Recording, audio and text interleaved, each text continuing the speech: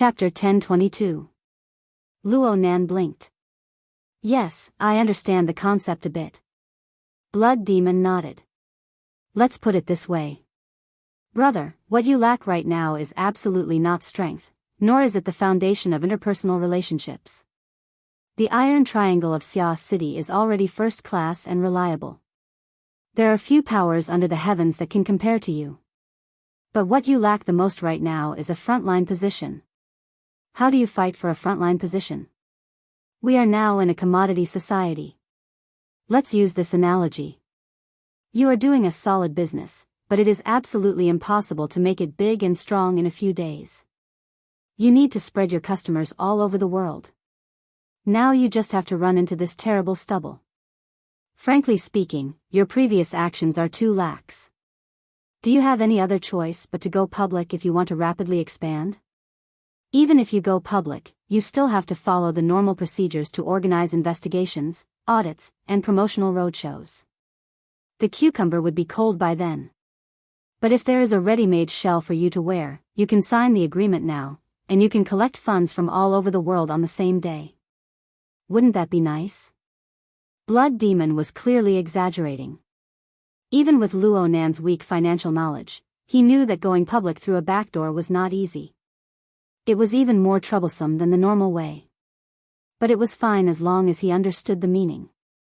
Right now, you need to stand in front of the stage and attract the attention of the world. You need to have a clear channel of voice that can reach the doorstep of others in the shortest amount of time. Only in this way can you let others know your position in the shortest amount of time. They will clearly understand your demands, and they will adjust their view of you. Of course, you will also receive the corresponding assistance and resistance. This is how the circle is. There are those who attract and those who repel. There are those who can cooperate with you, and there are those who can't be dealt with at all. But no matter how complicated it is, this is the bargaining chip and space that you can truly flexibly use. Luo Nan really did understand. Blood Demon was encouraging him to put on a well-known shell. In other words, he wanted to join some organization and borrow the strength of the organization. But is there such a shell? Luo Nan could not even recognize 100 extraordinaries, let alone draw a circle among them and find a team. He was also very clear that the Blood Demon would definitely not speak without thinking after giving such a long speech. He was just waiting for Blood Demon to announce the answer. The Blood Demon, on the other hand, wished that he could break it apart and explain to him. Like I said just now, we'll find allies in circles. For people like us, it's much simpler on the whole. We don't need a complicated and rigorous structure, and we don't rely on each other too much. Under these conditions, 100 extraordinaries is actually quite a lot, so the circle in the middle is especially fragmented. There was still a mainstream. The current mainstream of the world was that bunch of archons of the old system. Most of them held positions in the Ability User Association. That bunch of presidents, vice presidents, secretaries, and deputy secretaries, if you beat them to death, there was basically no injustice. And I mean basically. On the other hand, branch presidents like Ouyang, who are stationed in various cities, have a more complicated character. There are hardcore supporters of the old system and those who benefit from it. There are also neutral people like Ouyang. Of course, there are also ambitious people. As for the mainstream archons, they are most closely aligned with the military and political system of the Star Alliance Commission. If there aren't any special circumstances, maintaining a stable state for 100 or 200 years shouldn't be a problem. Right now, Luo Nan wanted to have a copy of the previous edition of the Cards magazine. He wanted to see the ranking and background of extraordinaries and do a step further. He was already searching through the Hexier. But Blood Demon didn't wait for him. He soon made a further breakdown. If there's a majority, there's a minority. To be more precise, if there's a conservative, there's a young and vigorous. Within the current global governance system, there's also a countercurrent. The roots of this branch don't belong to the inner world. Instead, it's within the military and political system. Whether it's a competition for resources or a political power struggle, it's also possible that it's purely driven by ideals and missions. In any case, In recent years, a fairly strong power has formed within the military and political system, especially within the military. Joseph of Jupiter Base and Endongxing of Anqing are both core members of this power. Their names are a bit childish. They're called the bamboo dragonfly. The meaning of this name is that they use extraordinary power as a handle to fully integrate the power of the inner world and the secular world. They use it as a rotor, thus pulling the progress of the entire Earth civilization. This is the official Push the Wall faction. They have a political program, an organization, and a foundation. It's said that a considerable portion of ability users, burners, and altered humans are natural allies of this faction. Bamboo dragonfly? Luo Nan blinked. This wasn't the first time he heard this name. But there was one point. The more Blood Demon said this, the more certain Luo Nan was. This brother absolutely wasn't recommending the bamboo dragonfly to him. Sure enough, Blood Demon soon continued, the problem is that the other side is too formal. Their strength is very strong and their voice is loud, but their organization is strict and their management is extremely strict. Perhaps they really want to take you in. Perhaps they will give you considerable support. But to speak through their channels, the other side will certainly have to weigh the pros and cons. It's impossible for them to allow you to act without reservation. Plus, if you join them, you will truly sink into the maelstrom of political confrontation. There will certainly be torment in the future. Speaking of which, they are targets that can be fought over in today's matter.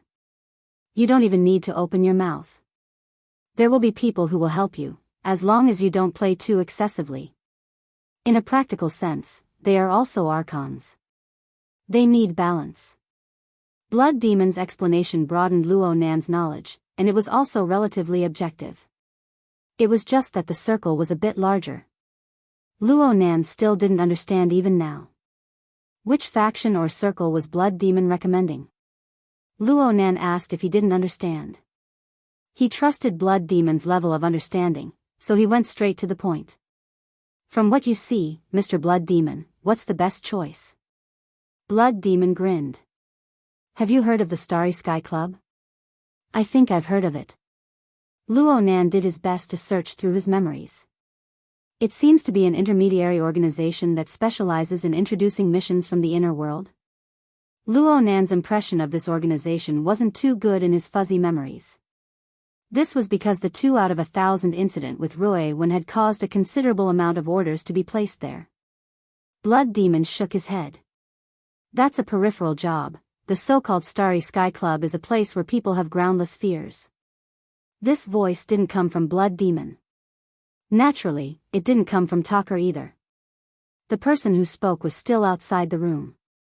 By the time the word place left his mouth, he had already pushed open the door and entered. A nest of cowardly rats who think they have great foresight. Paired with a few dreamy idiots who dream of reaching the heavens in a single bound. Add in a few tigers, leopards, jackals, and wolves who know what's going on. If there's also a wanton humanoid calamity, then things will get really lively. Luo Nan was stunned. Blood Demon rolled his eyes. Taka reacted a step earlier. He called out completely instinctively. Aunt Lu Hua. Chapter 1023. The person who came in wasn't tall. She was only around 1.6 meters tall. However, the first impression she gave others was that her figure was tall and straight. She was vigorous and powerful. The most eye-catching thing about her was her hair. It was a boy's buzz cut, but it didn't seem crude at all. It was probably because of her dressing. She wore a neat and valiant female slim-fit white suit. Only her chest was adorned with a muslin scarf. She absolutely didn't lack the charm of a woman, but her figure and bearing were the most prominent. She gave others the feeling that she was the fashion and individuality of a big city gold-collar worker. Well, the essence of creating such a feeling was still the face. The contours of this woman's face were relatively soft. It was a typical East Asian face. Her age didn't seem strong. The space between her eyes was quite wide. She was relaxed and magnanimous, and she was rather exquisite and pleasant to look at. It was completely impossible to tell that the sharp words just now had come from her mouth. Luo Nan sized her up, and this uninvited woman met Luo Nan's gaze with a smile. Her smile matched her face extremely well. It was candid and bright, so much so that the hall, which was dark due to the dark clouds covering the sun, instantly brightened up. This was a woman who made it hard for people to have a negative first impression of. Although her methods of entering the conversation were superb, Luo Nan couldn't really follow up. He just stood up politely and inquired. Let me introduce you. This is Lady Wan Luhua, the #1 teacher of the Secret Order. She is a world-renowned martial arts master. She is also the left and right arm of Lord's Secret Order. The blood demon's tone also became serious. However, the woman didn't appreciate it. Her smile deepened a bit, as if she was purposely curling the corner of her lips. Only then did her bright face reveal a bit of cynicism. She's a contract worker.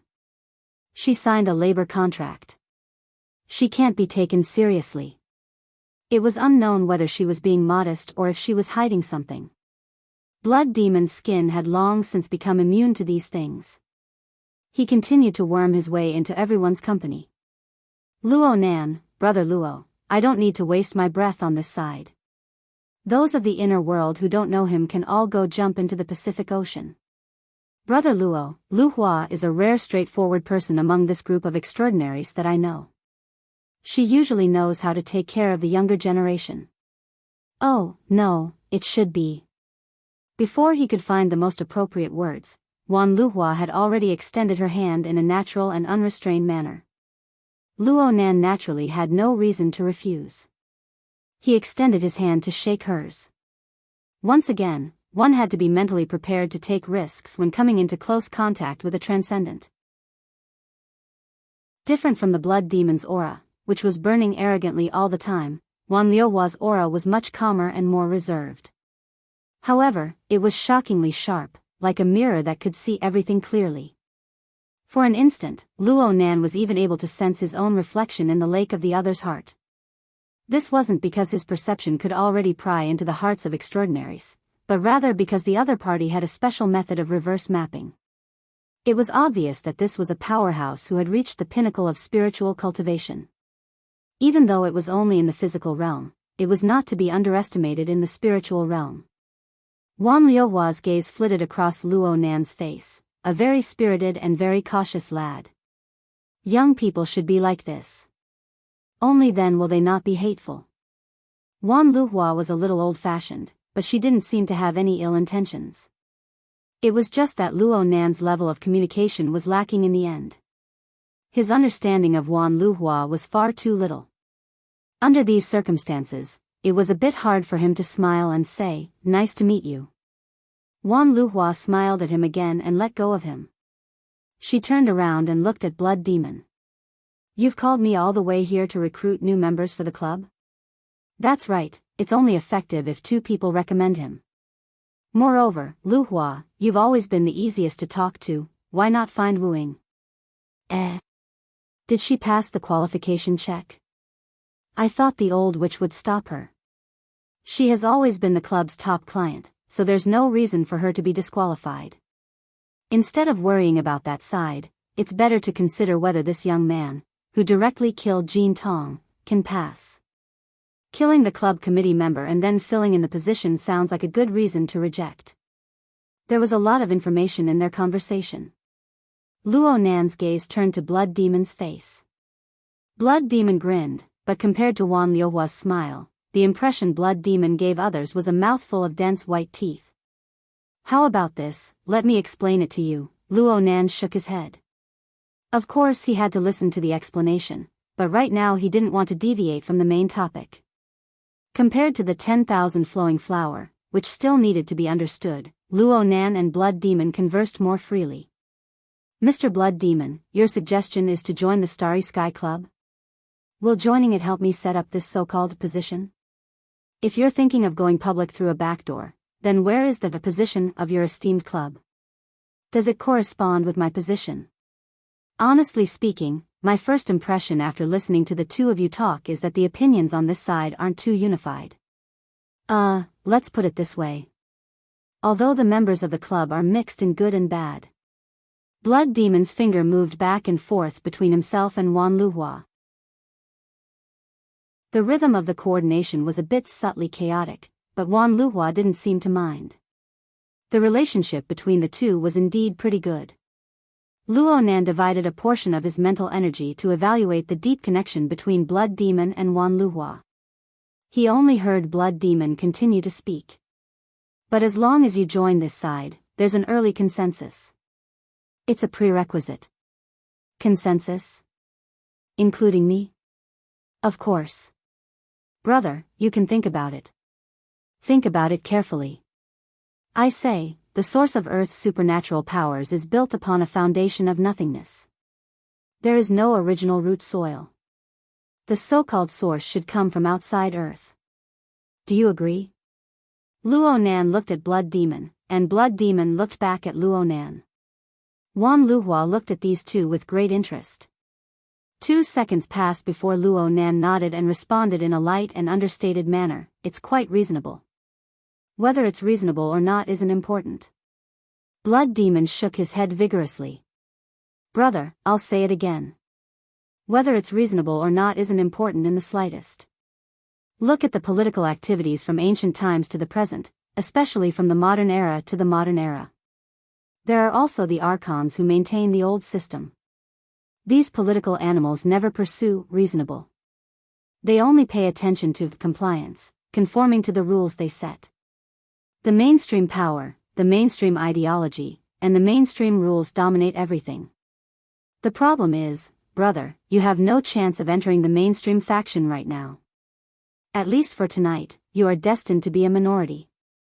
How will the minority construct their own position? Of course you need to have strength, but in a situation where both sides are on the nuclear warhead level, strength is no longer important. You should have seen the news. In the parliament, in all sorts of public political situations, who are the most memorable? Blood Demon asked and answered his own question.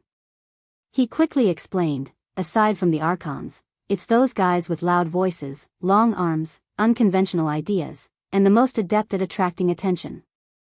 This isn't enough. Who's afraid of who when it comes to pure loudness? In the end, numbers hold an advantage. Then, to add more weight to this, we need to look at those who have the ability to take direct action. Not only can they roar, they can also make a move. Clowns? Luo Nan's response was purely instinctive. Chapter 1024. The Blood Demon laughed heartily. Brother, you're too thin-skinned, so your path is narrow. I understand. Brother, you're a professor, and you might be a great teacher in the future. You can't do such a despicable and shameless thing. But in this kind of situation, it's fine if you don't borrow a shell, but if you really want to borrow a shell, isn't it better to choose this kind of person? At the very least, it gives people this kind of feeling. Luo Nan looked towards Wan Luhua. He activated his soul and asked, "Is the Starry Sky Club like this?" The latter smiled and shrugged. Hey, look here. Great teacher Wan treats everyone like a contract worker. Ahem, of course, that's because she's focused on teaching and is fair and objective in her actions.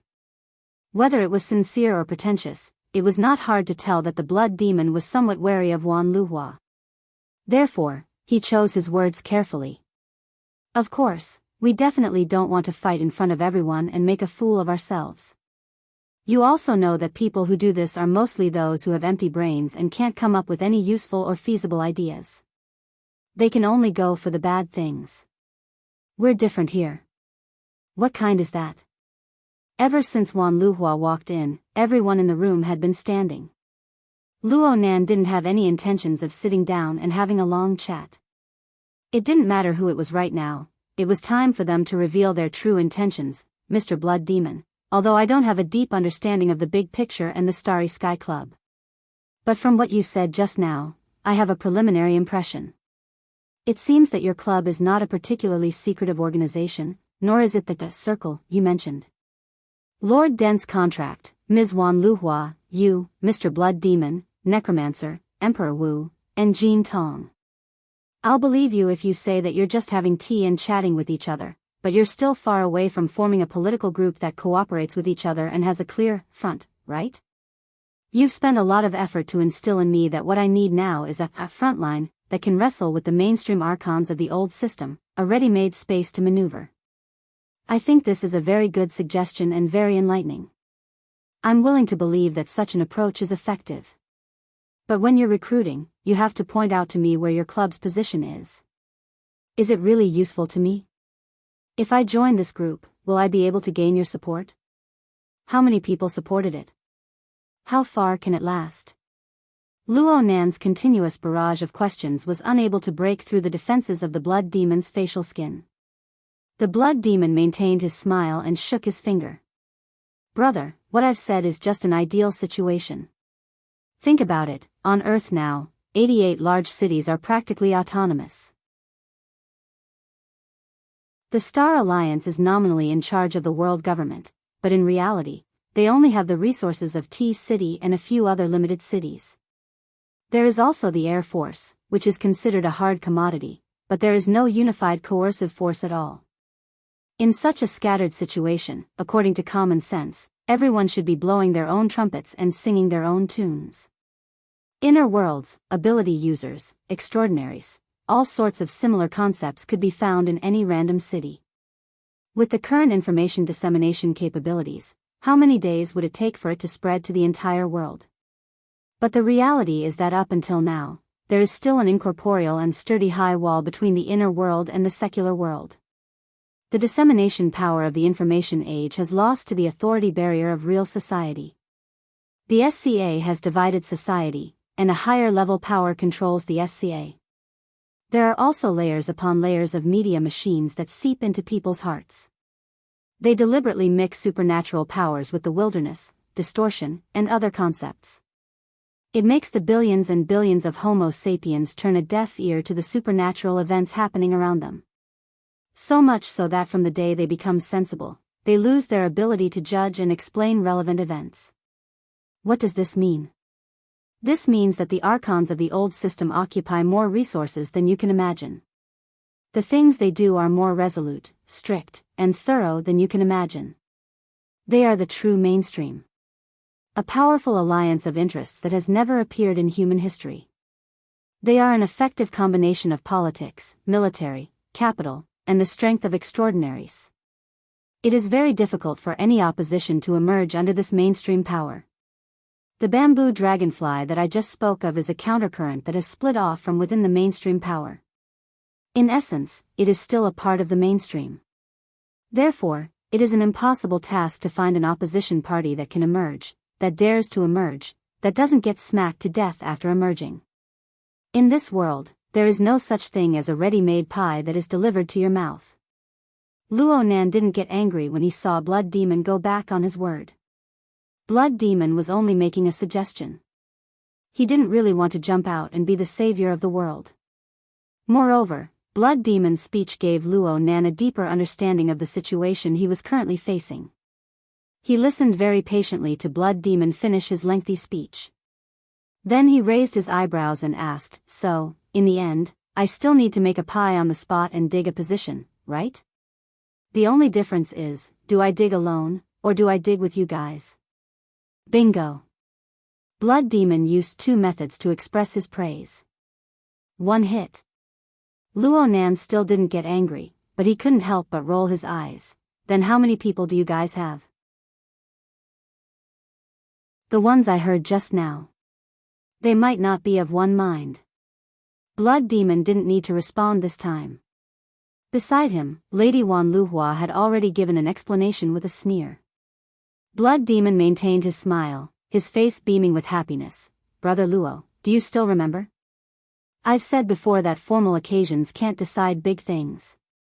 Only special small circles have the power to decide and lead. I've also said that compared to the traditional circle of ordinary people, the circle of human nuclear weapons like us will operate more simply, and there will be fewer necessary members in a circle. For a circle like this, nearly 100 extraordinaries from all over the world are clearly too many. Let's take the most active ones. There are over 50 of them, which is also over the limit. And these people are destined to not play together. Therefore, it wouldn't be strange for over 50 people to form 7 or 8 circles of varying sizes.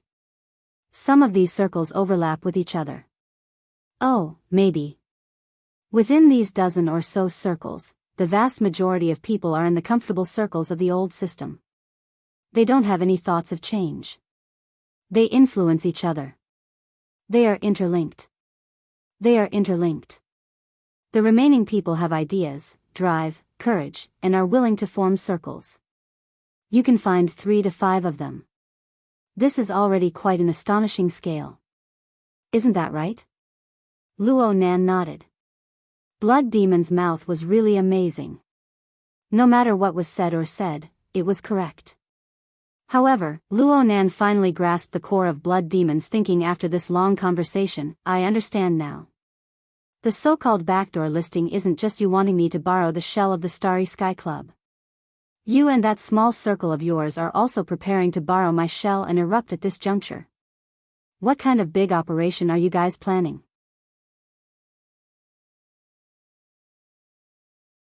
Chapter 1025. It felt like a major event. Luo Nan recalled the information he had gathered since his meeting with Blood Demon. Putting everything else aside, just the people mentioned in the Blood Demon's words, actually, only one of them was needed. The person who provided the secret deed to Blood Demon and agreed to act as his artist was High Lord's secret deed. Even with Luo Nan's meager knowledge, he knew of this powerful extraordinary who stood at the peak of the world.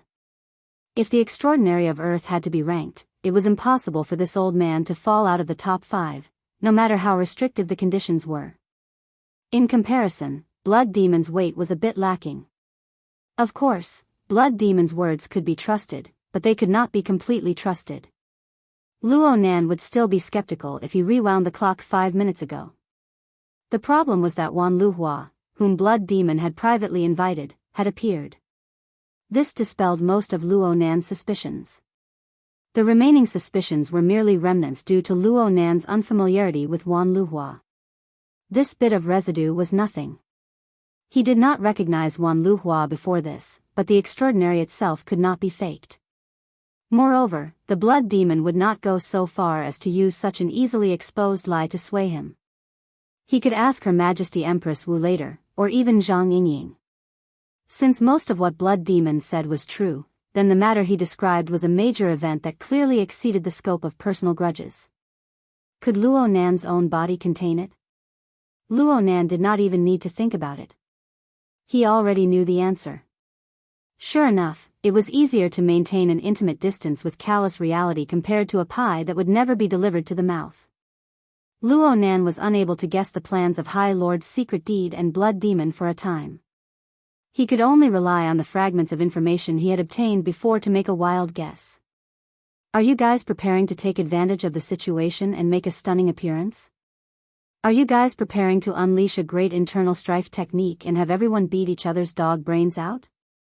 Blood Demon did not react to these words, but Wan Luhua, who appeared to be more reserved and calm to the side, coughed and laughed. Oh my. You're much cuter than the rumors say. Blood Demon did not deny it. Perhaps he was purely following along with Luo Nan's words and spouting nonsense. You might not be able to see the dog brains. Actually, we just want to poke a few pustules and expose a few scars. We want to urge everyone to treat them sooner. That's all.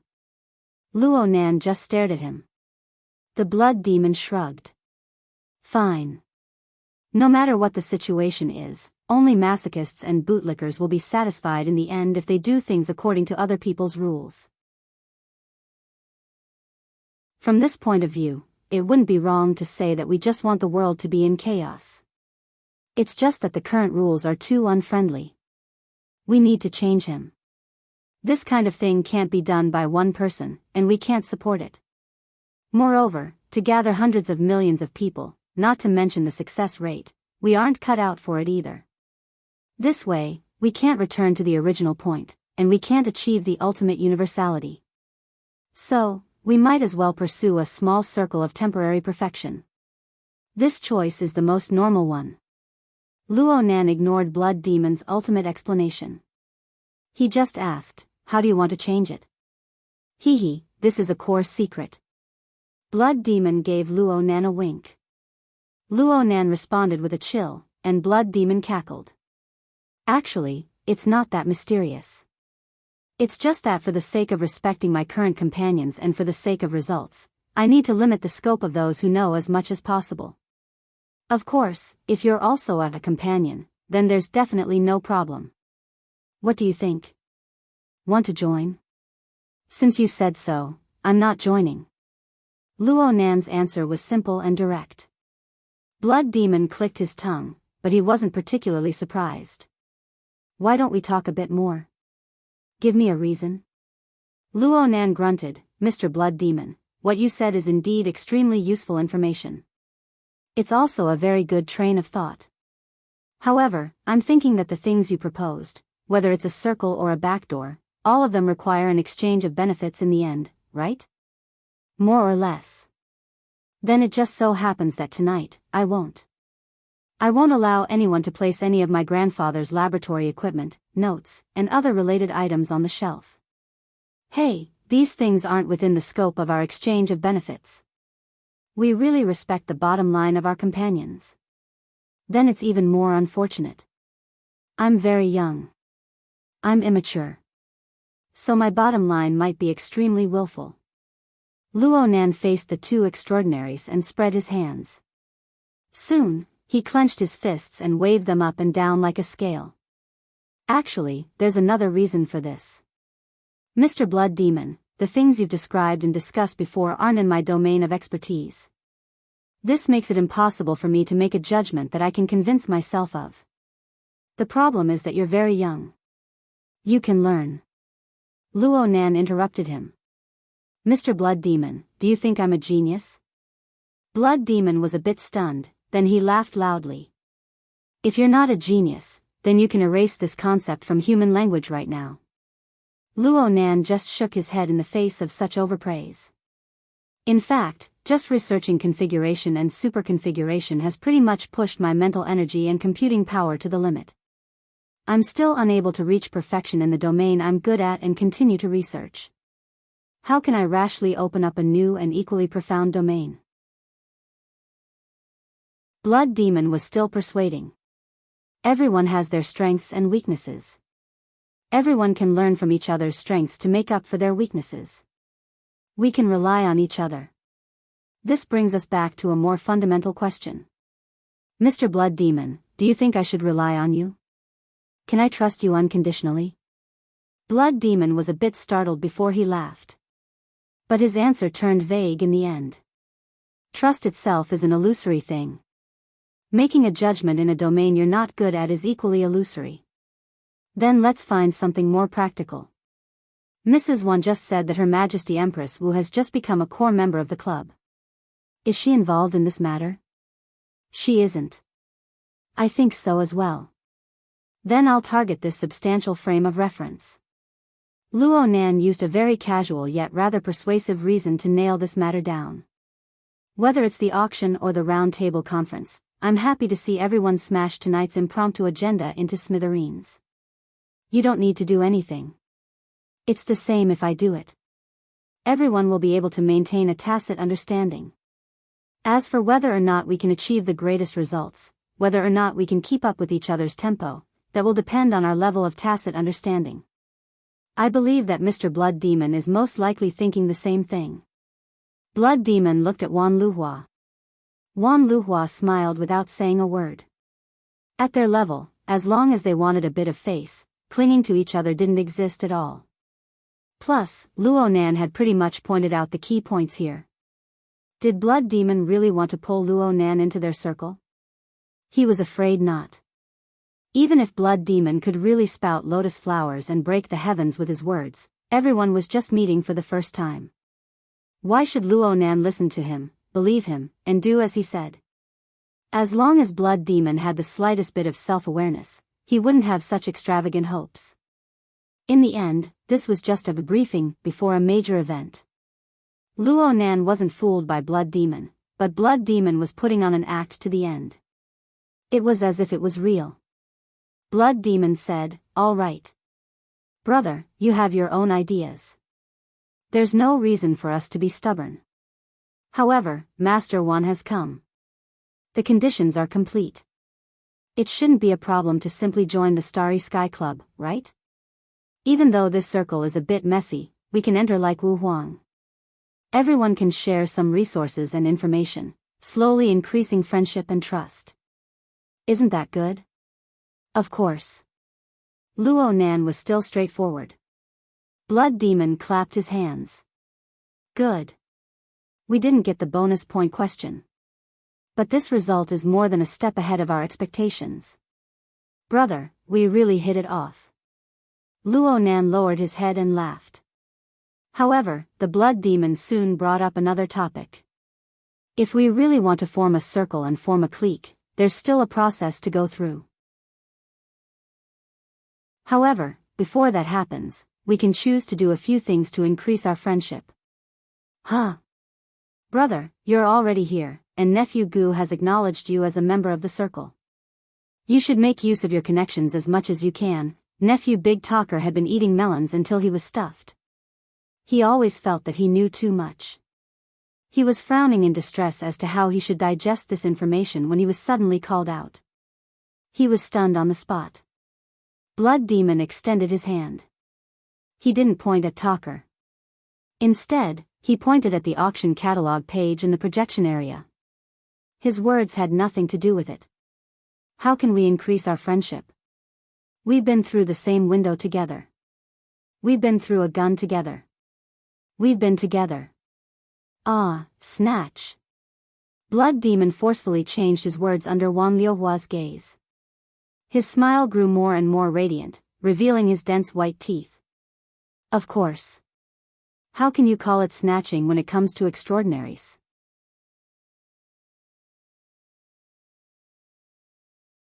Chapter 1026.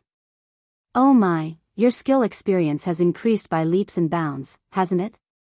You were able to grab hold of an opening during a transfer, and in the blink of an eye, you've hooked up with 2 extraordinaries? Cough cough. You're exaggerating." Luo Nan shot a glance at the 2 traveling companions not too far away. He decisively cut to the chase. "I just wanted to ask you to notify Her Majesty Empress Wu. You don't need to worry about the boss. She came here to play support. As for whether you, the main commander, will be rash or send a wave, she doesn't care. I'm just giving you a warning as a friend. It's fine if you don't get sunk into the sea in the end." Zhang Yingying came to a realization before Luo Nan could respond. "It seems that this doesn't matter. TSK. I suddenly discovered that no matter what your strategy is, you're simply a hooligan when it comes to tactics. We, the peripheral members, are in more danger than you." Luo Nan laughed. "It's not that bad. If I get smashed in front of everyone, then my face will be devalued in front of my fellow comrades of the inner world." "Oh. Since when did Luo Yuan start paying attention to these things?" "I just learned it. Those who don't pay attention will always be bullied more than those who pay attention. It doesn't matter if I'm paying attention or not. Let others know that I pay attention to this. At the very least, before they do something that I don't pay attention to, they will have to consider whether or not I pay attention to this." Luo Nan spoke a long string of tongue twisters under the influence of his feelings, directly making Zhang Yingying dizzy. He didn't talk much. He ended the call and let out a long sigh. His gaze pierced through the business jet's porthole to look at the boundless sea of clouds below. Right now, he was cutting across the Central Pacific Ocean at a speed of Mach 1. 2, the date line only existed in concept. He jumped back one day and entered May 15th. However, due to the artificial division of regions, this date line had a relatively large protruding curve to the east. So as the business jet continued to head north, he would soon have to jump back to May 16th, don't ask. Asking is convention. Asking is the rule. Even if it was an extraordinaire, if they wanted to forcefully change the date according to their own will, they would only end up with their heads and faces covered in dirt. See. These are the rules. Blood Demon seemed to possess some sort of ability to pry into people's minds. He spoke a timely sentence from the side. It was just this one sentence. Anything more would make him seem like a loose tongue. Luo Nan couldn't help but think more. Obviously, the old system carried a lot of useful and necessary things. Unless it really reached a point where it could no longer be continued, no one was willing to smash the old system into pieces and rebuild it on a blank piece of land. Had the current world reached a point where it could no longer be sustained? Apparently not. In that case, this old system had perfectly absorbed the power of the extraordinary on top of its original foundation. Its centripetal force, its degree of firmness, was much more powerful than what Luo Nan had originally imagined. At the very least, he had to be prepared. He couldn't afford to fail now. A crushing defeat like a mantis trying to stop a chariot would result in unacceptable consequences. Luo Nan was just joking with Zhang Yingying.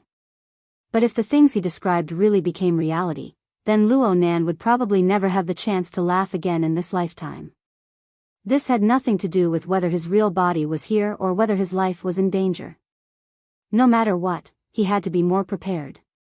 His gaze turned from scattered to focused, piercing straight into the clouds outside the porthole.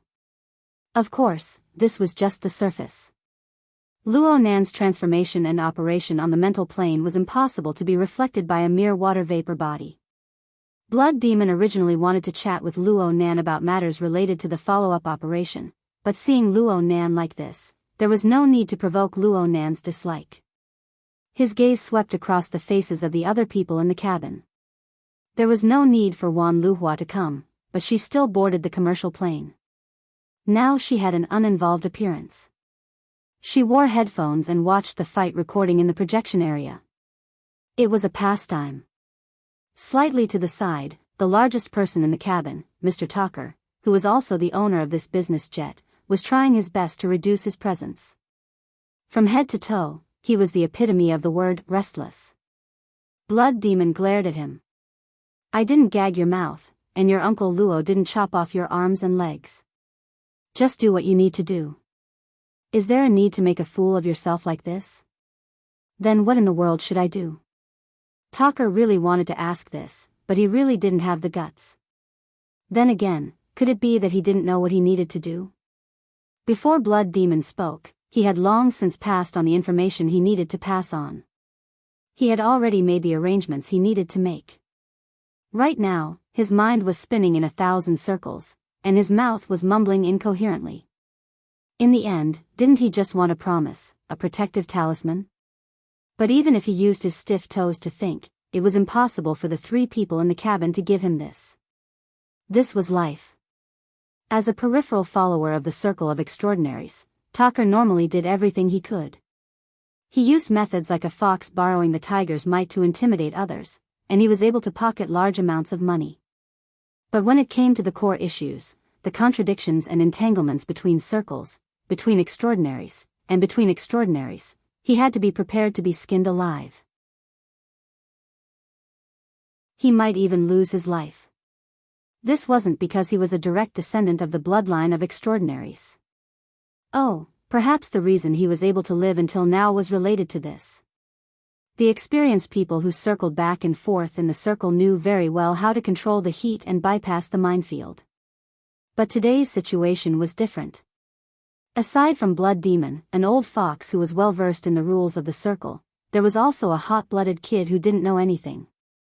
The worst part was that this kid had always been renowned throughout the world with the name of the humanoid infrasonic array. It was a large-scale, indiscriminate killing machine in reality. Talker didn't even feel safe in Koror Base, let alone being dragged into the eye of the hurricane. This time it was really bad. Talker was in a trance, so much so that he didn't even hear someone call out to him. In the next moment, Blood Demon smashed the ashtray on the table at Talker. Of course, it was just in passing. Fortunately, Talker's face wasn't smashed into a mess. He caught it purely by instinct. His entire body shuddered and he suddenly stood up. Uncle Blood, please instruct me. Blood Demon smiled benevolently. Young people need to be diligent with their eyes, hands, legs, and mouth. You need to be diligent with your heart. It's your Uncle Luo calling you. Luo Nan looked over expressionlessly. On the other side, Wan Luhua was a bit dissatisfied with Talker's large movements interfering with the projection. But she just gave Talker a glance and continued to watch her fight. Talker was stared at by the three extraordinaries in a short amount of time. His entire body was about to collapse, and the resentment in his heart was flattened. He immediately put on a smiling face and carefully waited upon Luo Nan. Uncle Luo, do you have any plans? Luo Nan went, he was organizing his words. He asked despite knowing the answer, are you an electromagnetic type ability user? Yes. Uncle Luo's eyes are like torches. Talker had been skinned alive by Luo Nan earlier, so he didn't have anything to hide. Blood Demon's mouth was chatty. This kid has a lot of tricks up his sleeve. He knows how to conduct himself. Jean Tong made him happy back then and even gave him pointers. Faced with Blood Demon, who touched on his sore spot, Talker lost even the strength to be angry. He could only maintain a stiff smile with all his strength. Luo Nan didn't have any extra thoughts. He just nodded. No wonder. Your frame of body and soul is a bit similar. So it isn't just because you're both electromagnetic type abilities. That makes things easier. Talker's entire body felt unwell.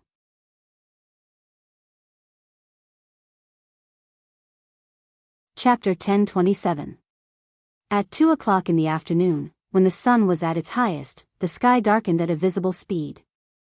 Thick clouds separated the sunlight from the surface of the sea, leaving only a blurry haze of light at the boundary between the sea and the sky. Without the direct sunlight, the surroundings of the giant steel ship traveling on the ocean suddenly became much cooler. Not long after, a commercial plane pierced through the clouds, slightly calibrated in the air, and swooped down towards the giant ship. The top deck became even busier. Even from a distance of dozens of meters, one could hear the clamor over there. It was unknown whether it was the turbulence stirred up by the commercial plane or the raging sea breeze, but suddenly, a cold wind blew in his face. Yu Qi unconsciously shivered. Beside him, his son Yuzheng simply sneezed. Both of them were dressed very casually. Yu Qi was still wearing a long-sleeved jacket, while Yuzheng was only wearing a pair of beach pants. His upper body was bare, and he had a bath towel draped over him. Yuzheng had played around the swimming pool with those beautiful women who were sunbathing. In the end, he was still resentful when he was forcefully dragged back by the bodyguard. If it wasn't for that sneeze, he might have already started arguing with the bodyguard. Of course, this bodyguard wasn't old Lu, who had followed his father for more than 10 years. Instead, it was the goods that had been temporarily assigned to this luxury cruise ship. Yuzheng was already thinking about letting old Lu take action and teach this temporary worker a lesson to vent his anger. The problem was that old Lu, who had always taken care of him, was like a clay sculpture at this time. He was only a breathing tool behind his father. As for Yu Qi himself, he didn't say anything about the behavior of the temporary bodyguard. Instead, he turned around and reprimanded his son, "Look at what you're wearing. Others might not know what the situation is right now, but don't you know?" Yuzheng was already in a bad mood. He was annoyed when he heard this. "What's wrong with me wearing this? Don't tell me you want me to come out in a hospital gown? Do you want me to lie in the ICU before you're satisfied?" Yu Qi flew into a rage and wanted to kick this unfilial son away. However, when he saw that the child's cheeks were much thinner than half a year ago, his anger was stifled in his chest. At this time, his wristband vibrated. Seeing the caller's name, Yu Qi couldn't get angry. He only reached out and pointed at Yuzheng twice to give him a warning. Only then did he adjust his mood and connect the signal. "Qin Qin, are you in class over there? Why are you calling? Your brother? He's fine and carefree. He was just fooling around in the pool. How would he have the time to answer your call?" The irritation in Yu Qi's heart had dissipated quite a bit after chatting a little more with the caring little cotton-padded jacket. He turned his head and took the initiative to remind Yuzheng, "Did you miss your sister's call? What are you talking about? Are you afraid that the hospice care won't be able to catch up?" His daughter was there, so Yuqi didn't curse out loud. However, his foot finally kicked out, causing Yuzheng to stagger. Yuzheng had already gotten used to it during this period of time, so he couldn't be bothered to respond. He turned his head and spoke to the temporary bodyguard who had just brought him back. "Is this how your volunteers are treated?" The temporary bodyguard responded coldly. He wore a standard black suit and sunglasses. There was nothing creative about it, and it also covered up all human reactions. Yuzheng, on the other hand, had already begun to add to the drama. "Look, in the end, he's just a lab rat. Then don't let me out. How nice would it be to put me in a cage?" Yuqi felt his heart ache, but his daughter, who was an ocean away, was still on the phone. It wasn't good to worry her, so he could only comfort her. "Forget it. If he doesn't want to answer, then don't answer. He's just nervous now. His whole body is twisted.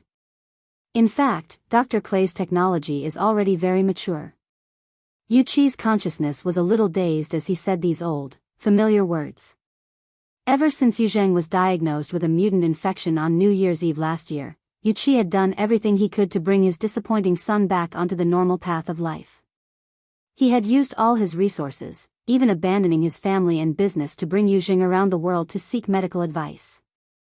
But now that things had come to this, he still had to rely on these meaningless words to comfort his son. As the helmsman of a large regional pharmaceutical company, he more or less knew some information, and he did believe in Dr. Clay and his laboratory's research capabilities in the field of human mutants and treatment. It was just that ever since the era of mutants, the mutant infection itself was a dangerous peak that could collapse at any time. Not to mention, it was a critical juncture between the second and third phase. In this field, 99% of the world's people were deaf and blind. Apart from blindly believing in this kind of top-notch research institute, who else could he rely on? He couldn't let his daughter know these thoughts no matter what, so Yuqi forcefully eased his tone. "It doesn't matter if he doesn't answer. There's still me. Do you want to see how your brother is like?" As he spoke, he didn't care whether his children agreed or not. He turned on the projector function and prepared to let the siblings meet to dilute the current terrible atmosphere.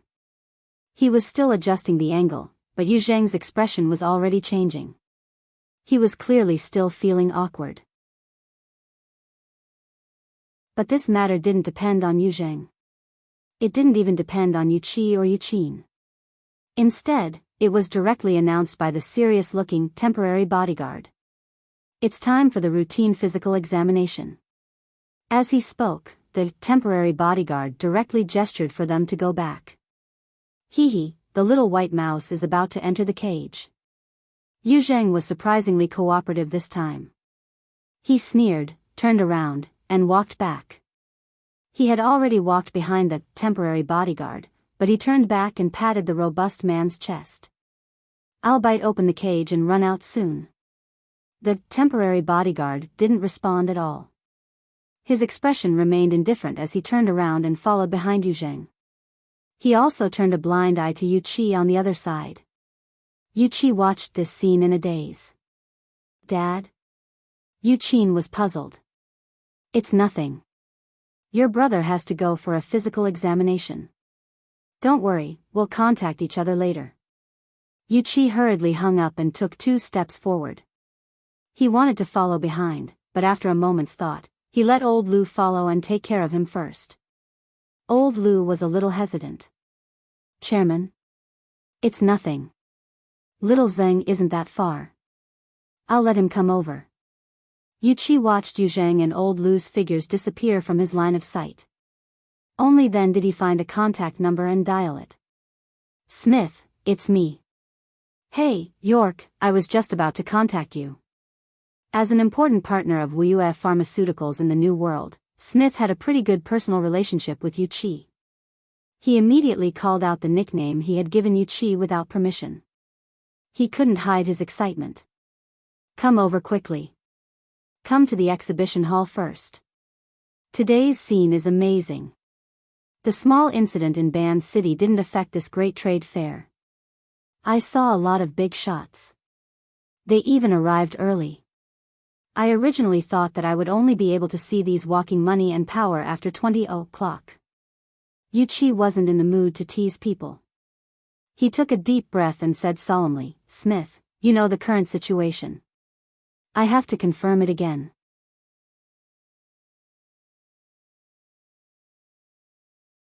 Chapter 10:28. Are you sure? Smith thought for a moment and understood what Yuchi was talking about.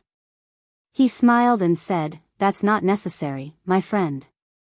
I understand the feelings of a family member who is about to undergo surgery. Of course, what your little boy needs to prepare for isn't a simple surgery. But no matter what it is, he has to walk into the laboratory and lie on the operating table to experience it, right?" Yuchi frowned and said, "Tonight, Smith, tonight." Smith was still smiling. "Listen to me, buddy. Make sure your child is with you first. Don't let your anxiety affect him. He's already been taken into the cage by the guard." Yuchi blurted out, but he soon realized that he had lost his composure. He took a breath and tried to reply in a calm tone, "He's not here." "That's good." Smith remained relaxed and said, "I believe that you will return to him in the best of moods very soon. Now, you just need to understand one thing. I've emphasized it before. He's option C, buddy, let me emphasize it again. He's option C. To be exact, he's one of option C. This is very important. Do you still remember what option C is?" Yuchi didn't reply immediately. He was listening carefully. For tonight's demonstration, Dr. Clay has made thorough preparations, including a fully restored laboratory that was flown in by air, more than 30 lab and medical staff, at least 3 demonstration plans, and twice as many backup plans. Of course, there are enough volunteers who meet all the criteria. These experimental volunteers are divided into 3 groups, A, B, and C. Each group has 3 people. Among them, Group A is in the best condition and perfectly corresponds to the existing demonstration plan. There is a 99% chance that the target for tonight's demonstration will be chosen from these people. Most importantly, tonight's demonstration only needs 1 volunteer. Unless all 3 people in Group A have problems, Group B will be used, and so on. Therefore, the probability of your child being chosen for tonight's demonstration is infinitely close to 0.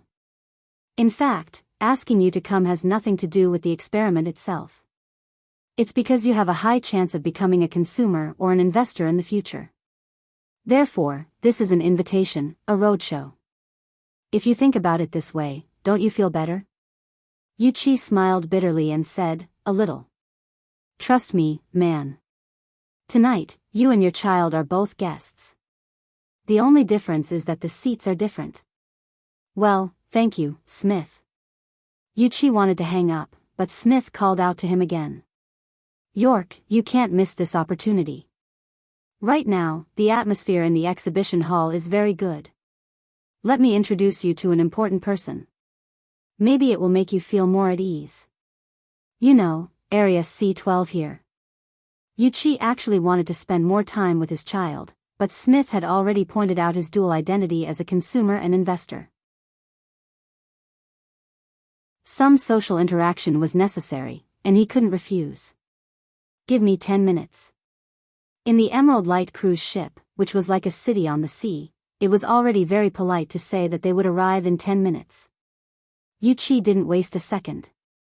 He first arranged for his secretary, Xiaozeng, to meet him in Area C. He then woke up the AI butler and planned the fastest way to Area C12. This was necessary preparation. As a truly high-end cruise ship, the Jadeite Light was defenseless for some people. However, for others, without careful planning, it was very likely that they would not be able to move an inch. This was what a society with high authority was like. As the helmsman of a large regional pharmaceutical company, Yuchi could enjoy the convenience of a society with high authority in most cases. Occasionally, he had to accept the adverse effects of these conveniences. Of course, it was more important to be vigilant at all times. In this strange and complicated environment, he chose to believe in the AI system. The route planned by the AI butler was very reliable. Making full use of various tools such as automatic walking belts and elevators, it only took 6 to 7 minutes to go from Area E on the rear deck to Area C in the middle of the hull. Basically, he couldn't be late. With the AI butler's reminder, Yuchi passed through a security gate and entered a long corridor. Coincidentally, he had just taken a few steps when his secretary, Xiao Zheng, came out from the door in the middle of the long corridor. He was also surprised to see Yuchi. Chairman, Xiao Zheng was Yuchi's confidant. He was in his early 30s, which was a useful age. Previously, he had gone to handle some company affairs remotely. He heard Yuchi's instructions and rushed over to meet up. The young man had always been very good at positioning himself. Although according to the route, his position in the long corridor was much further ahead than Yuchi's, he still trotted over and took the initiative to approach Yuchi. But at this time, Yuchi's wrist began to vibrate violently. Xiao Zheng also subconsciously raised his hand. The AI butler sent a message: please stop and return to the CK-181 security gate. This area's access rights have been temporarily increased. You do not have access rights. Estimated opening time of this area, 14:22. You can choose to wait outside the area or go around. Yuchi and Xiao Zheng were a little stunned. This kind of situation was too rare. Even someone as knowledgeable as Yuchi encountered this for the first time. Due to his cautious attitude in terms of access rights, Yuchi didn't have the intention to violate it. If it had been 10 seconds earlier, he wouldn't have crossed the security gate at all. But the problem was that he had already walked almost 20 meters on this seemingly ordinary long corridor. As for Xiao Zheng, he was obviously further away from the entrance, but he was closer to Yuchi. He gritted his teeth and sped up, wanting to meet up first. It was at this moment that another door opened automatically on one side of the long corridor. The location happened to be in the middle of Yuchi and Xiao Zheng. 7 or 8 people came in from the other side of the door, all dressed in classic bodyguard attire. They were almost no different from the one who had just pushed Yuzheng back into the cage. In the middle of these people was a wheelchair. It was so tightly covered that it was impossible to see who was on it. When the other side saw Yuchi and Xiao Zheng, they were also startled for a moment. They quickly issued orders, go back. Xiao Zheng was less than 10 meters away from Yuchi. He reacted quickly and immediately shouted, we're together. The young man wanted to go through the wall and quickly meet up with the boss. But the space in the long corridor was too limited. Xiao Zheng hadn't even finished speaking when one of the bodyguards suddenly exerted force and pressed him against the wall. They twisted his joints and directly locked him up. The young man screamed. His whole face was deathly pale as if his joints were dislocated. We're preparing to go back. Yuchi's back was cold. No matter who the other side was, he couldn't go against them at this time no matter what. But Xiao Zheng was in such a state that it would be inexcusable if he didn't save him. The burly men on the other side all had a cold appearance carved from the same mold. They didn't respond to Yuchi's explanation. In fact, they hadn't stopped at all since they entered the long corridor. Yuchi and Xiao Zheng were just a small accident that they had casually dealt with. Realizing this, Yuchi felt even worse in his heart. Before he could find a way to deal with it, there was another sound of the door behind him. The security door he had just passed through opened again. There was also a very unrestrained cackling sound. The so-called Society of Authority is a society that legalizes privileges. In this system, you only need to pay attention to one thing, be a model.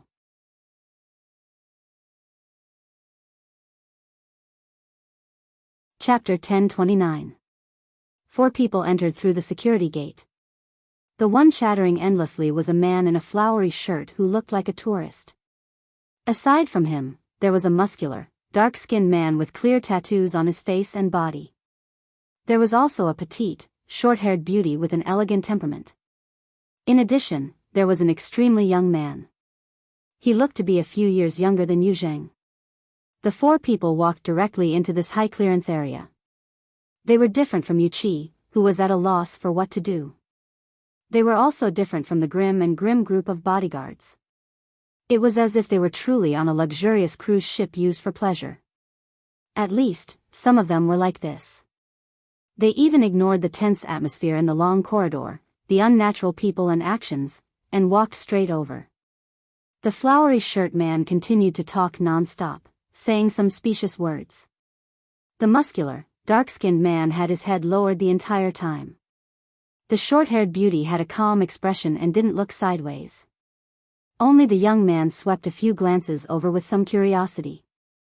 Yuchi's gaze collided with the young man's for an instant. The young man clearly didn't feel anything, but Yuchi was different. This was because he recognized this person. In this moment, memories that he once thought had faded suddenly surged up. Half a year ago, at Aurora Cloud City, at nearly the same time as the news of Yu Zhang's mutation infection was exposed, their family unexpectedly met this young man in the elevator. Luo Nan. Being in Xia City, Yuchi more or less knew a few things about this young man. He still remembered that Luo Nan had a group of people by his side at the time. Yuchi was the youngest of the group, but he was already the core of the group without a doubt. Half a year had passed. They were separated by tens of thousands of kilometers. The circumstances were completely different, but this young man was actually like a fish in water in this inharmonious environment. The flowery shirt man's mouth didn't stop. It looked like he was preaching and teaching, but his words were clearly referring to Luo Nan as one of his kind. He was boasting about himself. Yuchi was absent-minded once more. Even he didn't know why he was able to observe in such detail. Or was it just an illusion created by his nervous mind? But one thing was certain, the group of ruthless bodyguards in front of them suddenly shrank after a low noise. They lined up against the wall in this corridor with limited horizontal space, trying their best to make space for the four of them. Even the bodyguard who was holding Xiao Xing adjusted his posture and turned his back to the wall to show his respect. He also put one arm on Xiao Zhang's throat to prevent him from making a sound. There was no hesitation in his actions, and there were no gaps in his actions. It was as if everything he did was completely natural. Seeing this scene, Yuchi's heart stirred. Perhaps he could ask for help. Because of the retreat of the group of bodyguards, the obstructed area looked a lot more spacious. It even exposed the wheelchair that had been tightly covered before. Sitting on it was a middle-aged white man who looked about the same age as Yuchi. His complexion was not very good, and his skin showed an ominous iron-red color. His eyelids were half-closed, and his energy was not good. He looked like he was seriously ill.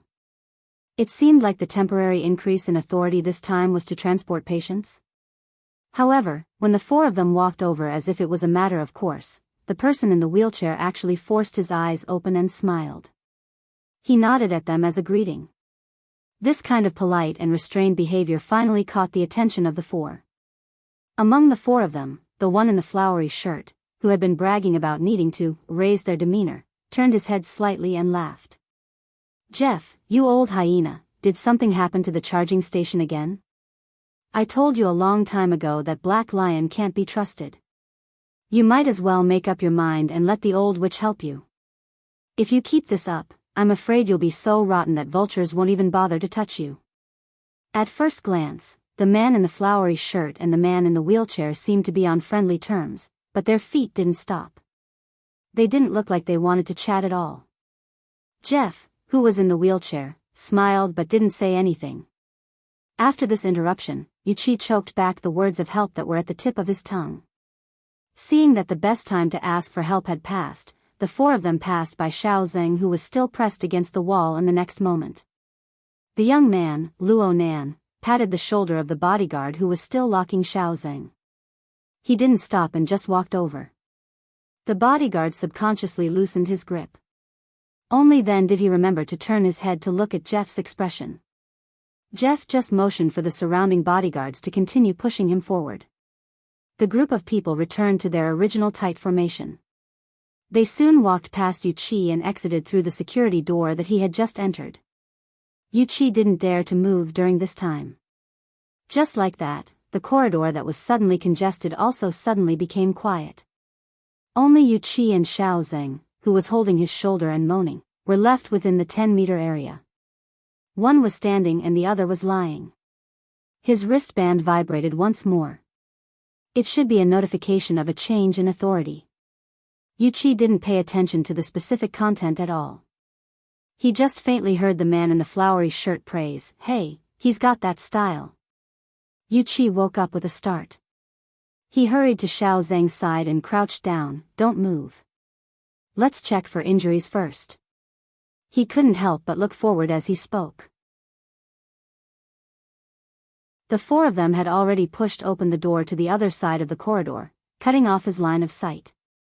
The occurrence of an accident would inevitably delay time. Although Xiao Zheng's injuries weren't serious, finding the service personnel on the cruise ship and taking him to the infirmary took some time. Yu Qi was undoubtedly going to be late by the time he finished arranging things. By the time Yu Qi arrived at the exhibition hall of Area C-12, he was already 5 minutes late. He explained things to Smith midway, and Smith didn't really care. But Yu Qi still apologized first when they officially met. He didn't rashly speak of the specifics. Whether it was Luo Nan, whom he knew before, or Jeff, whom he heard in the middle, their identities weren't simple at all. He wouldn't look for trouble for no reason. The problem was that Yu Qi didn't mention it, but Smith did. Moreover, Smith spoke with an extremely excited tone. "Hey, York. You just missed a true big shot. Old Els just left." "Old Els?" Yu Qi was still a bit absent-minded, so he answered subconsciously, "Impossible. He's already so old. This is the most inconceivable part. You can't even imagine what I saw." Smith had a thick, square face. He looked very serious at first glance, but his expressions were actually rich. Right now he was in an extremely excited mood. His expression was even more exaggerated, like an actor in a sitcom. "Oh my God." If Bai Xinyan didn't greet him and confirm his identity, Smith couldn't even continue his words due to his excessive excitement. He could only repeat over and over, "Unimaginable. Unimaginable. This is definitely a big news. They're preparing to create a super big piece of news." Bai Xinyan? Yu Qi heard a name that seemed familiar, but it didn't stir up too many thoughts. Instead, Smith's behavior made Yu Qi feel that he had the obligation to wake his friend up. "Hey, calm down a bit. You can basically only see that person in documentaries. Are you sure that's Old Els, Jeff L?" The last soft and weak sound of air suddenly froze. Then Yu Qi faced Smith, who was about to retort with wide eyes, and Yu Qi unconsciously repeated, "And again, Jeff? Which Jeff? Which other Jeff could it be? Hyena 3? Hey." Smith was a bit unhappy. He felt offended. It was only then that Yu Qi remembered that Smith was a loyal believer of Old Els. In the business world, there were a lot of people who succeeded. Many of them could be worshipped by those who came after them, hoping that they could imitate their predecessors' path to success and obtain supreme support from the power of capital. But among these people who succeeded, not everyone's name had the effect of being totemized. That was to say, hearing this name was like touching wealth itself. In the history of mankind, after the power of capital obtained the supreme ruling power, there were only a few hundred people like this in the past 3 to 4 centuries. The Old Els that Yu Qi and Smith mentioned was definitely one of them. This was not only because he and his family were always at the top of the various wealth rankings, but also because of his legendary status. Old Els spent the first half of his life in obscurity, or perhaps he lived in a sewer that normal people could not understand. Then, when he was close to 80 years old, he suddenly jumped onto the most glorious and cruel stage. Before the Third World War, he plundered the wealth of many unstable countries through various dishonorable means, magnified his ill-gotten gains 100 times through the use of war leverage and the Reconstruction economics that had a mixed reputation after the war. Of course, there were countless assassinations and anti-assassinations, subversion and anti-subversion, death and being killed. In the past 20 to 30 years, as he faded away from various highly publicized affairs, this person had really become a pure totemic symbol. Correspondingly, there was only one thing left that people in the world paid the most attention to: was he still alive? When would he die? Under the premise of not caring about the cost, to what extent could human life be extended? This was Jeff Ells, a superhuman who was said to have wandered the earth for more than 130 years. Some people even swore that he was the only person left in the world who had experienced World War II, or a wizard.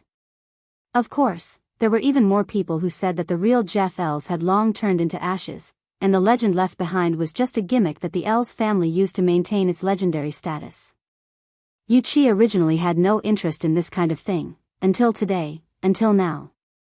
He could not help but recall everything that had happened in the long corridor, all the information he had received, especially the mockery of the man in the flowery shirt who did not regard himself as an outsider. His mind was making absurd and terrible associations. Before he could sort out the logical chain of reasoning, or rather, before he could believe it, his body was already covered in a thin layer of cold sweat.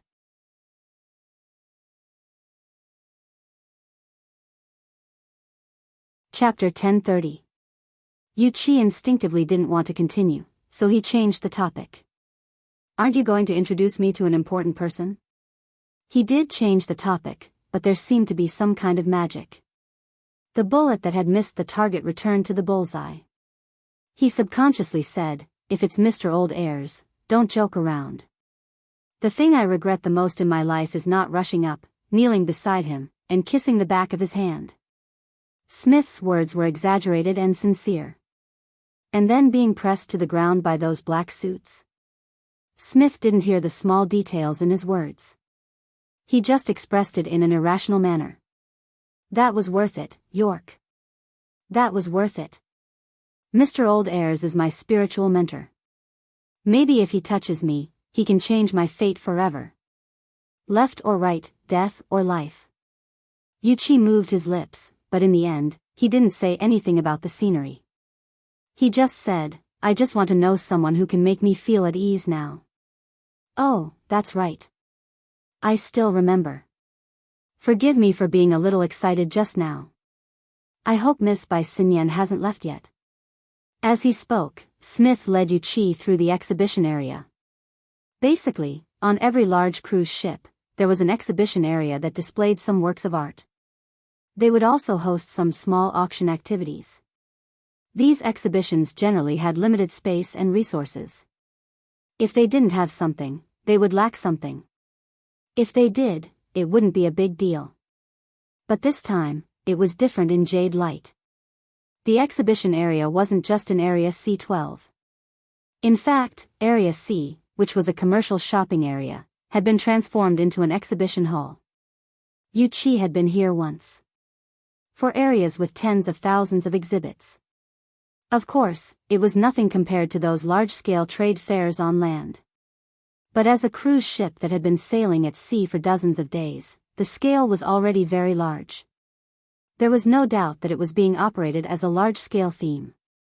Yuichi also knew that the things on display so far were more or less special. According to Smith, these were some advanced products that hadn't been accepted by most people in time. To put it bluntly, they didn't conform to laws, conventions, or even moral norms. Yuichi felt that it was understandable. Although these exhibits were strange and different, they had a relatively unified theme. They were closely related to aberrations. Abnormality was a gray area, and there were too many things that went against traditional morality. Yuichi's WUF pharmaceutical company's main business had yet to reach this level. It was only a little related to some fields. This little bit was also the heaviest tax, and at the same time, it brought considerable profits. From this point alone, one might be able to discern some sort of direction. Of course, the people who boarded the Jade Light and stayed there until now or were currently rushing to the ship were more or less related to the distortion. They were either engaged in related industries and ran businesses in this area, or like Yuichi, they were voluntarily or involuntarily associated with aberrations. As for Jeffrey Ells, of course, he also belonged to this group. As such a legendary tycoon, it was not surprising that he was involved in any industry. However, there was one thing that Yuichi still could not get over. That image. He thought that if he wanted to see a similar image of Jeffrey Ells, he would have to look for it in a documentary. In fact, even in documentaries, Jeffrey Ells would not be seen at this age. It was as if time had turned back 100 years. Hey, York. I have to say. Smith could not help but continue the previous topic. On the one hand, it was because of his own emotions. On the other hand, there was indeed an atmosphere of whispering in the exhibition area that they passed through. There were not many people who actually went to see the exhibits. They gathered in groups of 3 or 4, gesturing, surprised, and whispering to each other. Although their images were different, they could be grouped together with Smith beside him. They were all people who had been run over by something incredible, had survived a disaster, or had hit the jackpot. No matter what, they were all emotional reactions. Smith also reached out and pointed to Yuchi, letting him see the reactions of the people around him. If it's possible tonight, when I point out Jeffrey Ells to you, either you doubt your eyes, or you doubt the intelligence of the top tycoons at the scene. I don't think I'll doubt anything at that time, Yuchi murmured. Because I'm doubting it now. He inexplicably thought of Yuzheng, his own child, and then whispered, maybe I've still underestimated the power of the distortion. Smith finally noticed Yuchi's strange reaction. In this kind of situation, he naturally made an empathic connection. York, let me guess. What did you see? Yuchi didn't have the energy to play guessing games. He waved his hand and directly revealed the answer. I also saw Jeffrey, the Jeffrey in the wheelchair. Looking at Smith's widening eyes, Yuchi spread his hands. He's in the long corridor behind us, but I'm not sure if he's the one in the documentary. Actually, I still don't understand how you guys recognized him. Smith was stunned for 2 seconds before he subconsciously replied, it's enough that someone trustworthy recognized him. Smith was stunned not only because of Yuchi's answer, but also because he had received an excessive amount of information at the same time. Hey, look over there. Bai Xinyan, the one I want to introduce, the important person who recognized old Ells. She's looking over. Yuchi looked up when he heard this and happened to meet the gaze that was cast over from not far away. Unsurprisingly, the person was the same as the name he heard. It was a pleasant-looking woman. However, there was something unexpected. This important person was actually wearing a white suit, giving off the air of a professional. Of course, she wasn't that strict right now. The front of her shirt was half open, revealing a dark blue shirt. She looked a little casual, but it was enough to clearly distinguish her from the surrounding businessmen and women. Yuchi and Smith didn't know why Bai Xinyan would cast her gaze over from afar, but if they missed this opportunity, they definitely wouldn't be qualified businessmen. Therefore, Smith and Yuchi both sped up their footsteps and took the initiative to greet her. The former began to greet her from 7 or 8 meters away. Dr. Bai, we meet again. He took a few steps forward and turned around to introduce to Yuchi. This is Dr. Clay's most outstanding student and collaborator, Dr. Bai Xinyan. He then said to Bai Xinyan, my most capable partner in the old continent, Mr. Yuchi, the chairman of Xia City's WUF Pharmaceuticals. If I remember correctly, you guys should be from the same hometown.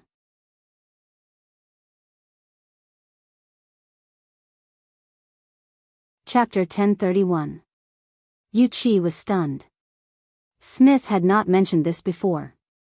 Whether it was the relationship between Bai Xinyan and Dr. Clay, or the fact that they were from the same hometown, Bai Xinyan took the initiative to shake his hand.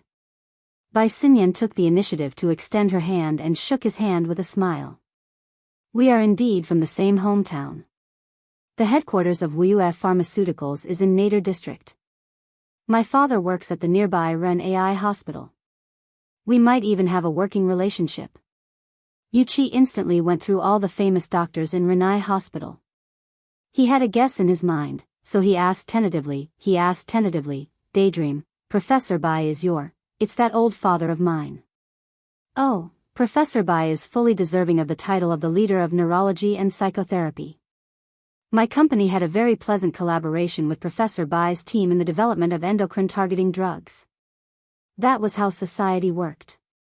As long as they could find a connection, both parties would naturally feel close and comfortable. After chatting with Bai Xinyan, Yuqi glanced at Smith again. He did not know if this was part of Smith's calculations. This guy might not be a good manager, but he was definitely a first-class broker.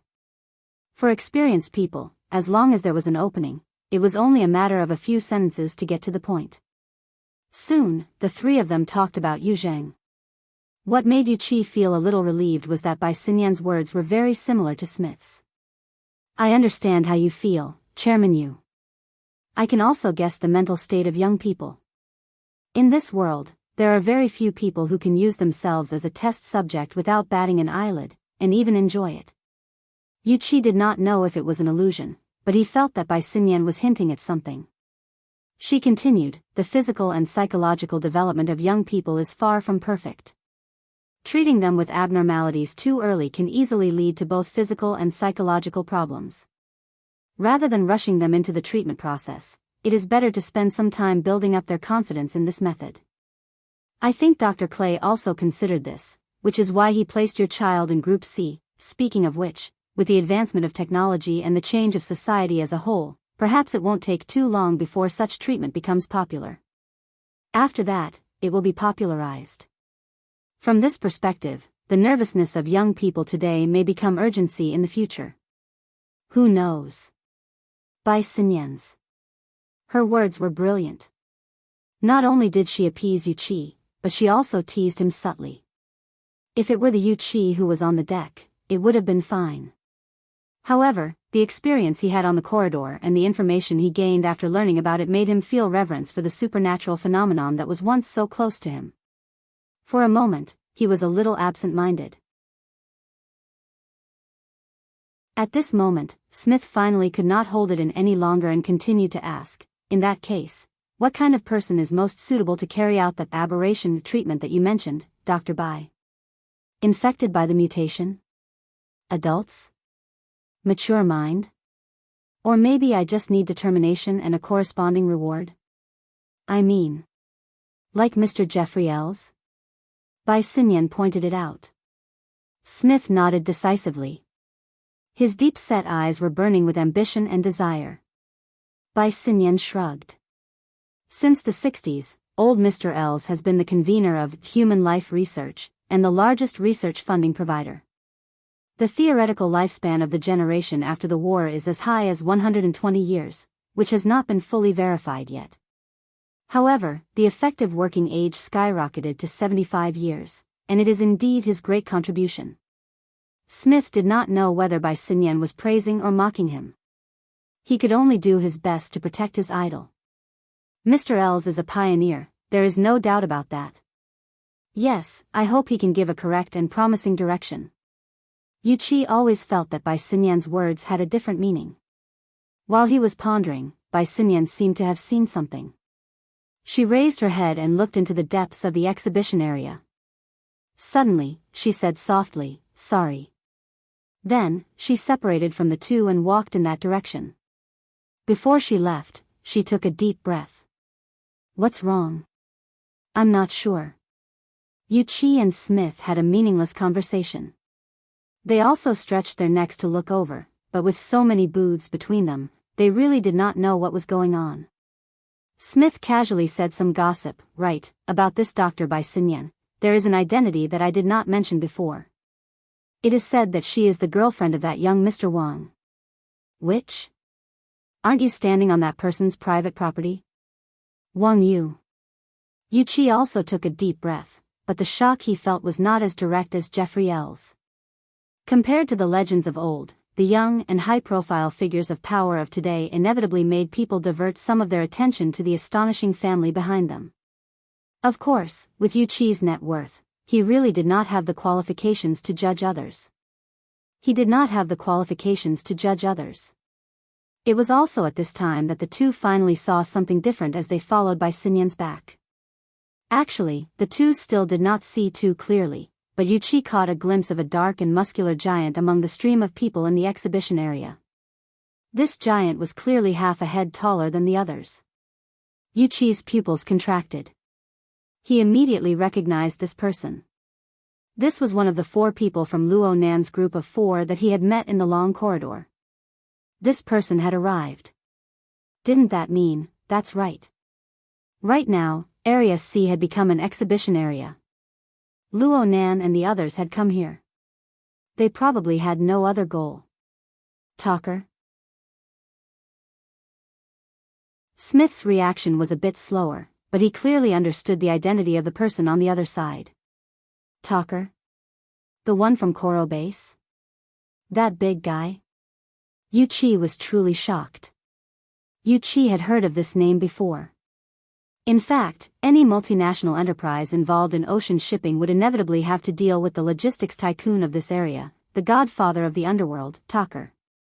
The sales network of Yu Chi's WUF Pharmaceuticals did not set foot in this area.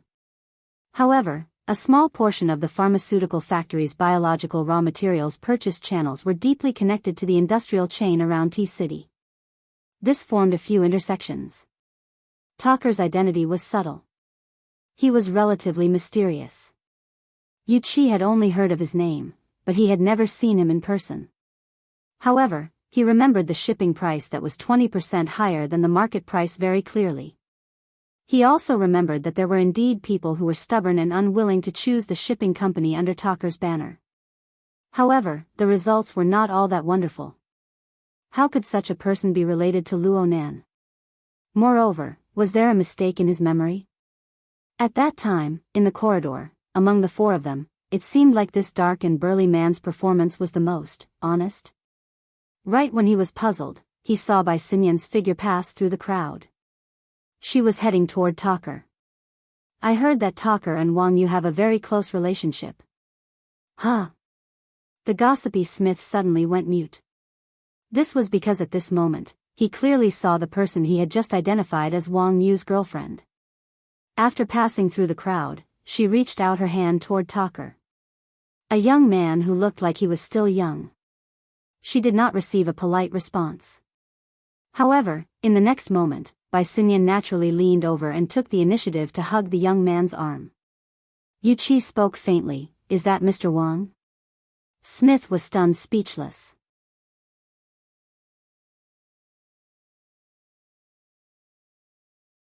Chapter 1032.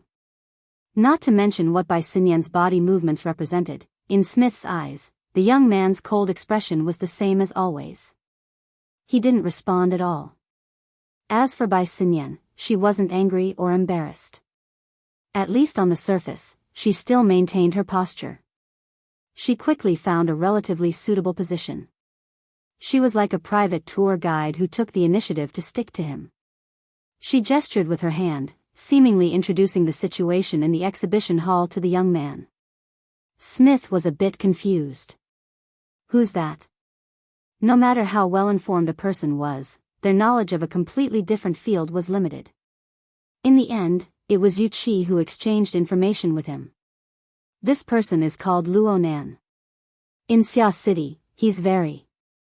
After hesitating for a moment, Yu Chi used an inappropriate word.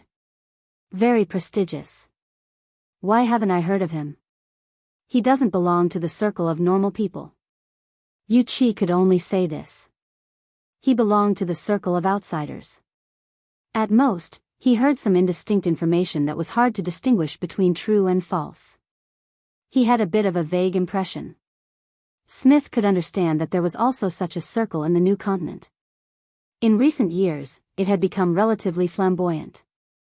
But overall, it was still hard to understand. It was still very difficult for a person of his level to understand it in depth. He quickly grasped another important point. You guys know each other? We met once.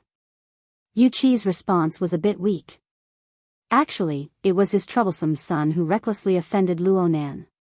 Fortunately, his daughter handled things appropriately. Through subsequent contact, Luo Nan had more or less corrected his impression of Luo Nan. Yu Chi wasn't sure if this impression was good or bad. Luo Nan had given him 2 light pats on the shoulder not too long ago in the long hallway, giving Yu Chi more psychological comfort. Let's go say hello. As a broker, Smith absolutely wouldn't let go of any opportunity to expand his social network. Yu Chi hesitated for a moment. He didn't refuse. Ever since he came to Area C-12, he had encountered all sorts of unforeseen circumstances. He needed to find a more stable anchor point. However, accidents would always happen inadvertently. They had just taken a few steps forward when their wristbands vibrated at the same time. Yuchi saw the collar and his heart tightened. Old Lu. What? What does deep detection mean? Don't agree. Don't pay attention to it. Wait for me. On the other side, Smith's expression also sank. Mr. Summit, isn't this notice a little too sudden? I was with Professor Bai Xinyan just now, and she didn't mention anything about the group adjustment at all. Huh, what about the 6 people from Team A and Team B? Did something happen just like that? Very likely. To hell with this reason. At this point, the two of them looked at each other in unison. They could not see any good news in each other's eyes. Things were really troublesome. Let's go. Smith shouted. Before he could react, Yuchi had already turned around and left quickly. Soon, he was in a jogging state. In the current hall, there were only 2 or 3 non-important people who left in a hurry. It was impossible for them to attract too much attention. Luo Nan shot a glance in that direction, but he soon placed his attention back on the woman who was holding his arm. The greetings had been exchanged, but that didn't mean that he had accepted her. Luo Nan and Bai Xinyan were basically in a state of enmity ever since the 2000th Young Miss incident. If Bai Xinyan hadn't cooperated with him a few times, intentionally or unintentionally, and covered for him a few times, the two barely managed to form a tacit understanding. Luo Nan wasn't sure what Bai Xinyan would have done when their bodies touched. However, he also suspected that Bai Xinyan had guessed his current attitude. That was why she had appeared here in broad daylight. Otherwise, she would have been like the 2000s incident. She would have run away without a trace. This could be considered confidence. Was she holding on to Luo Nan's confidence? Your courage is commendable. Luo Nan gave a word of praise, expressing his appreciation for Bai Xinyan's actions. But he had no intention of introducing her to the other 3. The problem was that there was no need for him to introduce her. Blood Demon whistled. Oh my. Isn't this the black-hearted beauty who tricked Jin Tong to death? Bai Xinyan bowed slightly. Mr. Blood Demon must be joking. In the next moment, she took the initiative to speak to Wan Luhua. Instructor Wan, the first quarter's subsidy allocation will be transferred to you in about a week. I'll have to trouble you to take care of it. Wan Luhua had clearly dealt with Bai Xinyan more than once. Your turnover is getting more and more procrastinating. After all, this is the first wave of burners retiring from the army. The unexpected product changes have caused a large discrepancy with the budget. Plus, there are quite a few independent directors.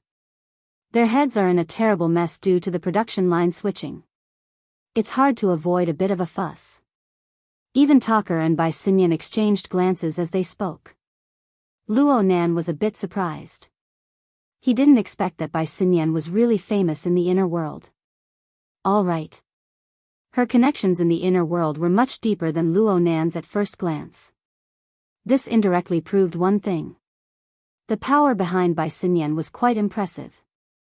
At the very least, it was on the level of being acknowledged by extraordinaries like Blood Demon and Wan Luhua. From this point of view, she had her value. The reason why Luo Nan was able to face Bai Xinyan with relative calmness wasn't simply because of Mr. Bai. Rather, this was a tool. If others could use him, then he should be able to play a hand or two. He should be able to make something valuable out of it. He hoped that Bai Xinyan was aware of this. He wasn't in a hurry to converse with Bai Xinyan. He didn't pay attention to what this woman was thinking. He just followed his own pace, observing today's main venue from every angle and every level.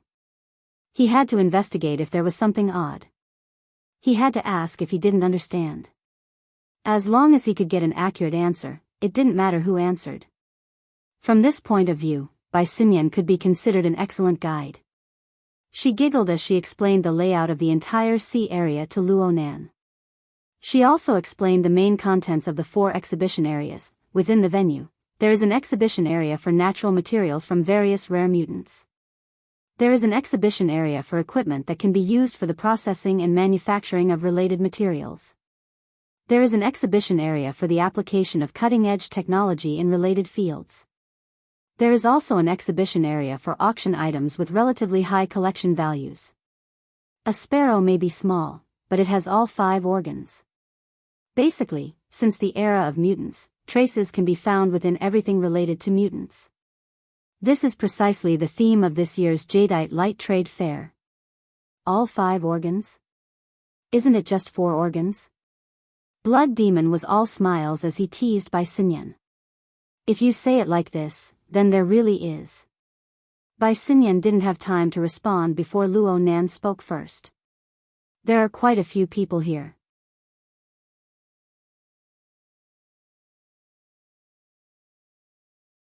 Chapter 1033. Blood Demon displayed his ability as a supporting character. What do you mean? Only humans can recognize things like distortion. Only then can there be so-called collections, processing, and cutting-edge concepts. Only when applied to humans does it have real meaning. You can say that. Luo Nan's gaze swept across the groups of people in the exhibition hall.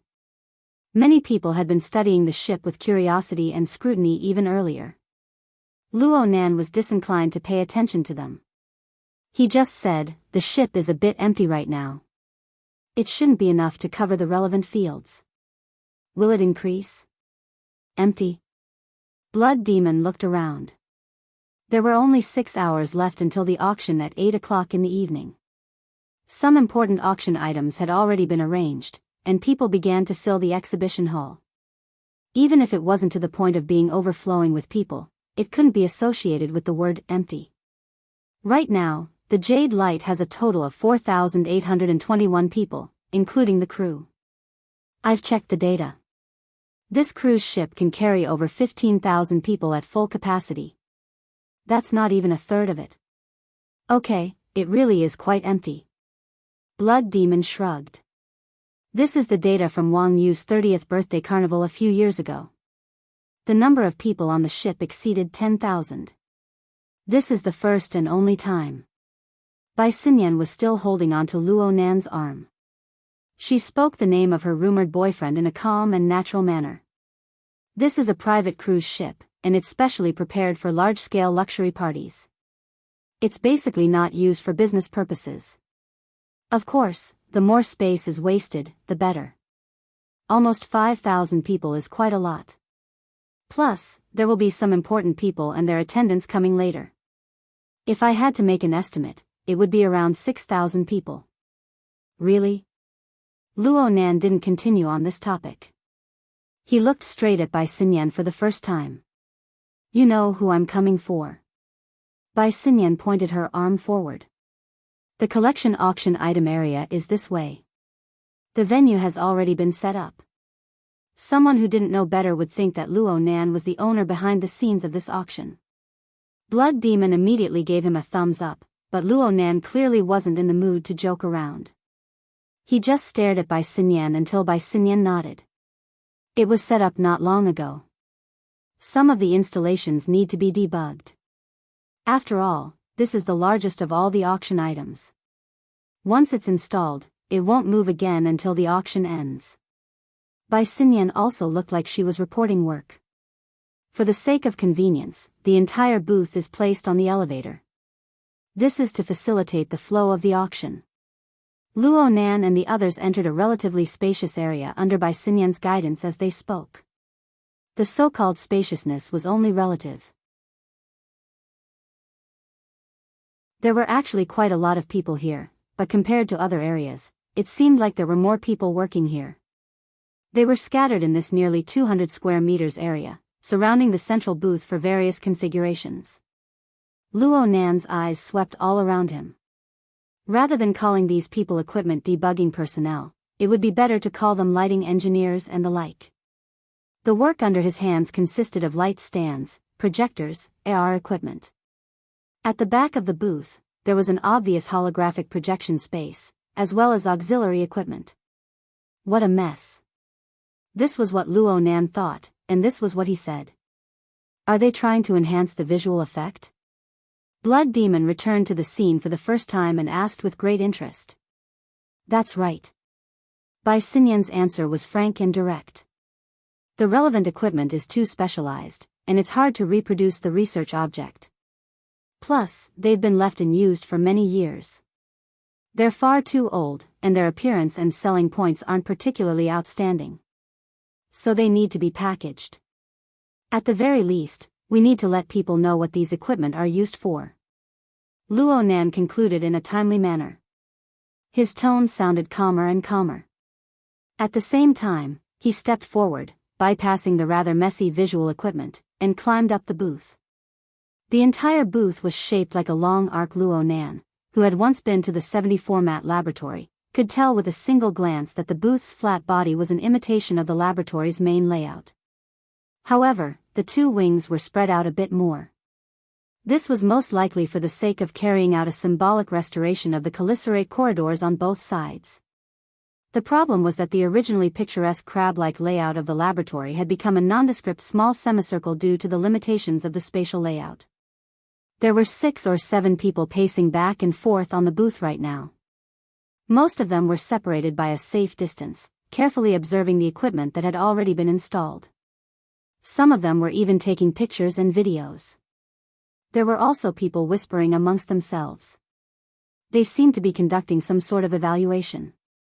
The arrival of Luo Nan and the others caused the free activity space of the booth to become narrow. Luo Nan didn't care about this. He walked straight to the front of the center of the booth. This was the best observation point.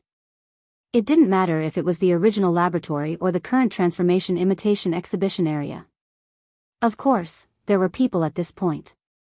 Luo Nan just ignored them. The person in front heard the noise behind him.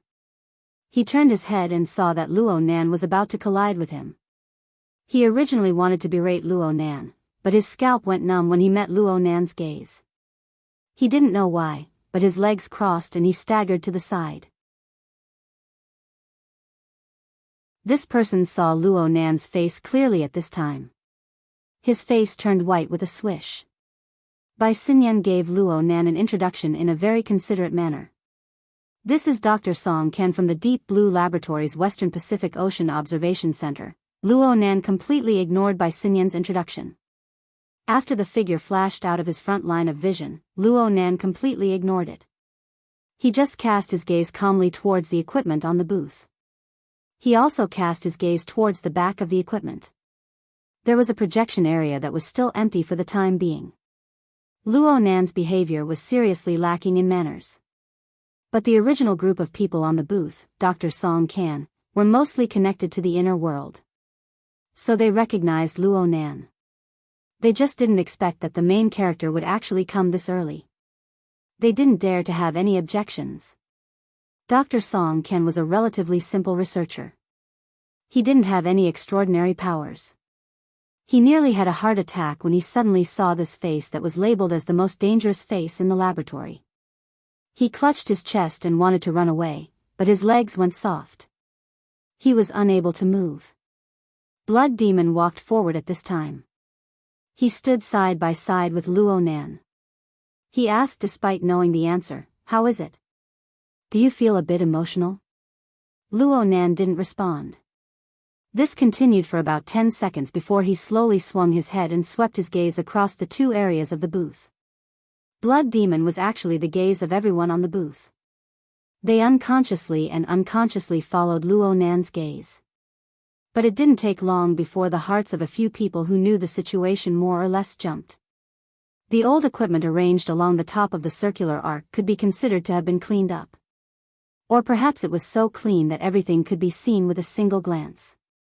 There was nothing but equipment here. Blood Demon had confidently pointed out the split-page notebook. There was no trace of it at all. Blood Demon's eyelids twitched twice. He heard Luo Nan whisper at this time, unsightly.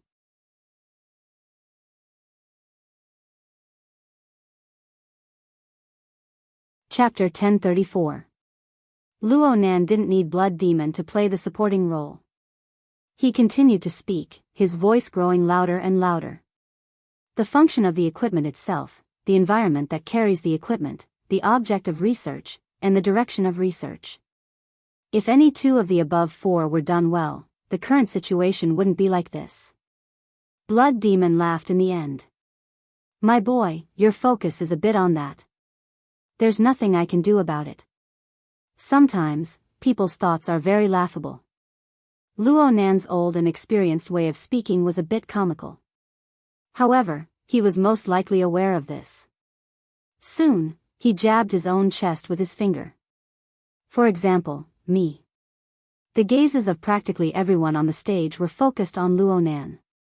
They looked at Luo Nan's sudden internal monologue. After receiving the invitation from the Jadeite light ship, I've always had a thought in my mind.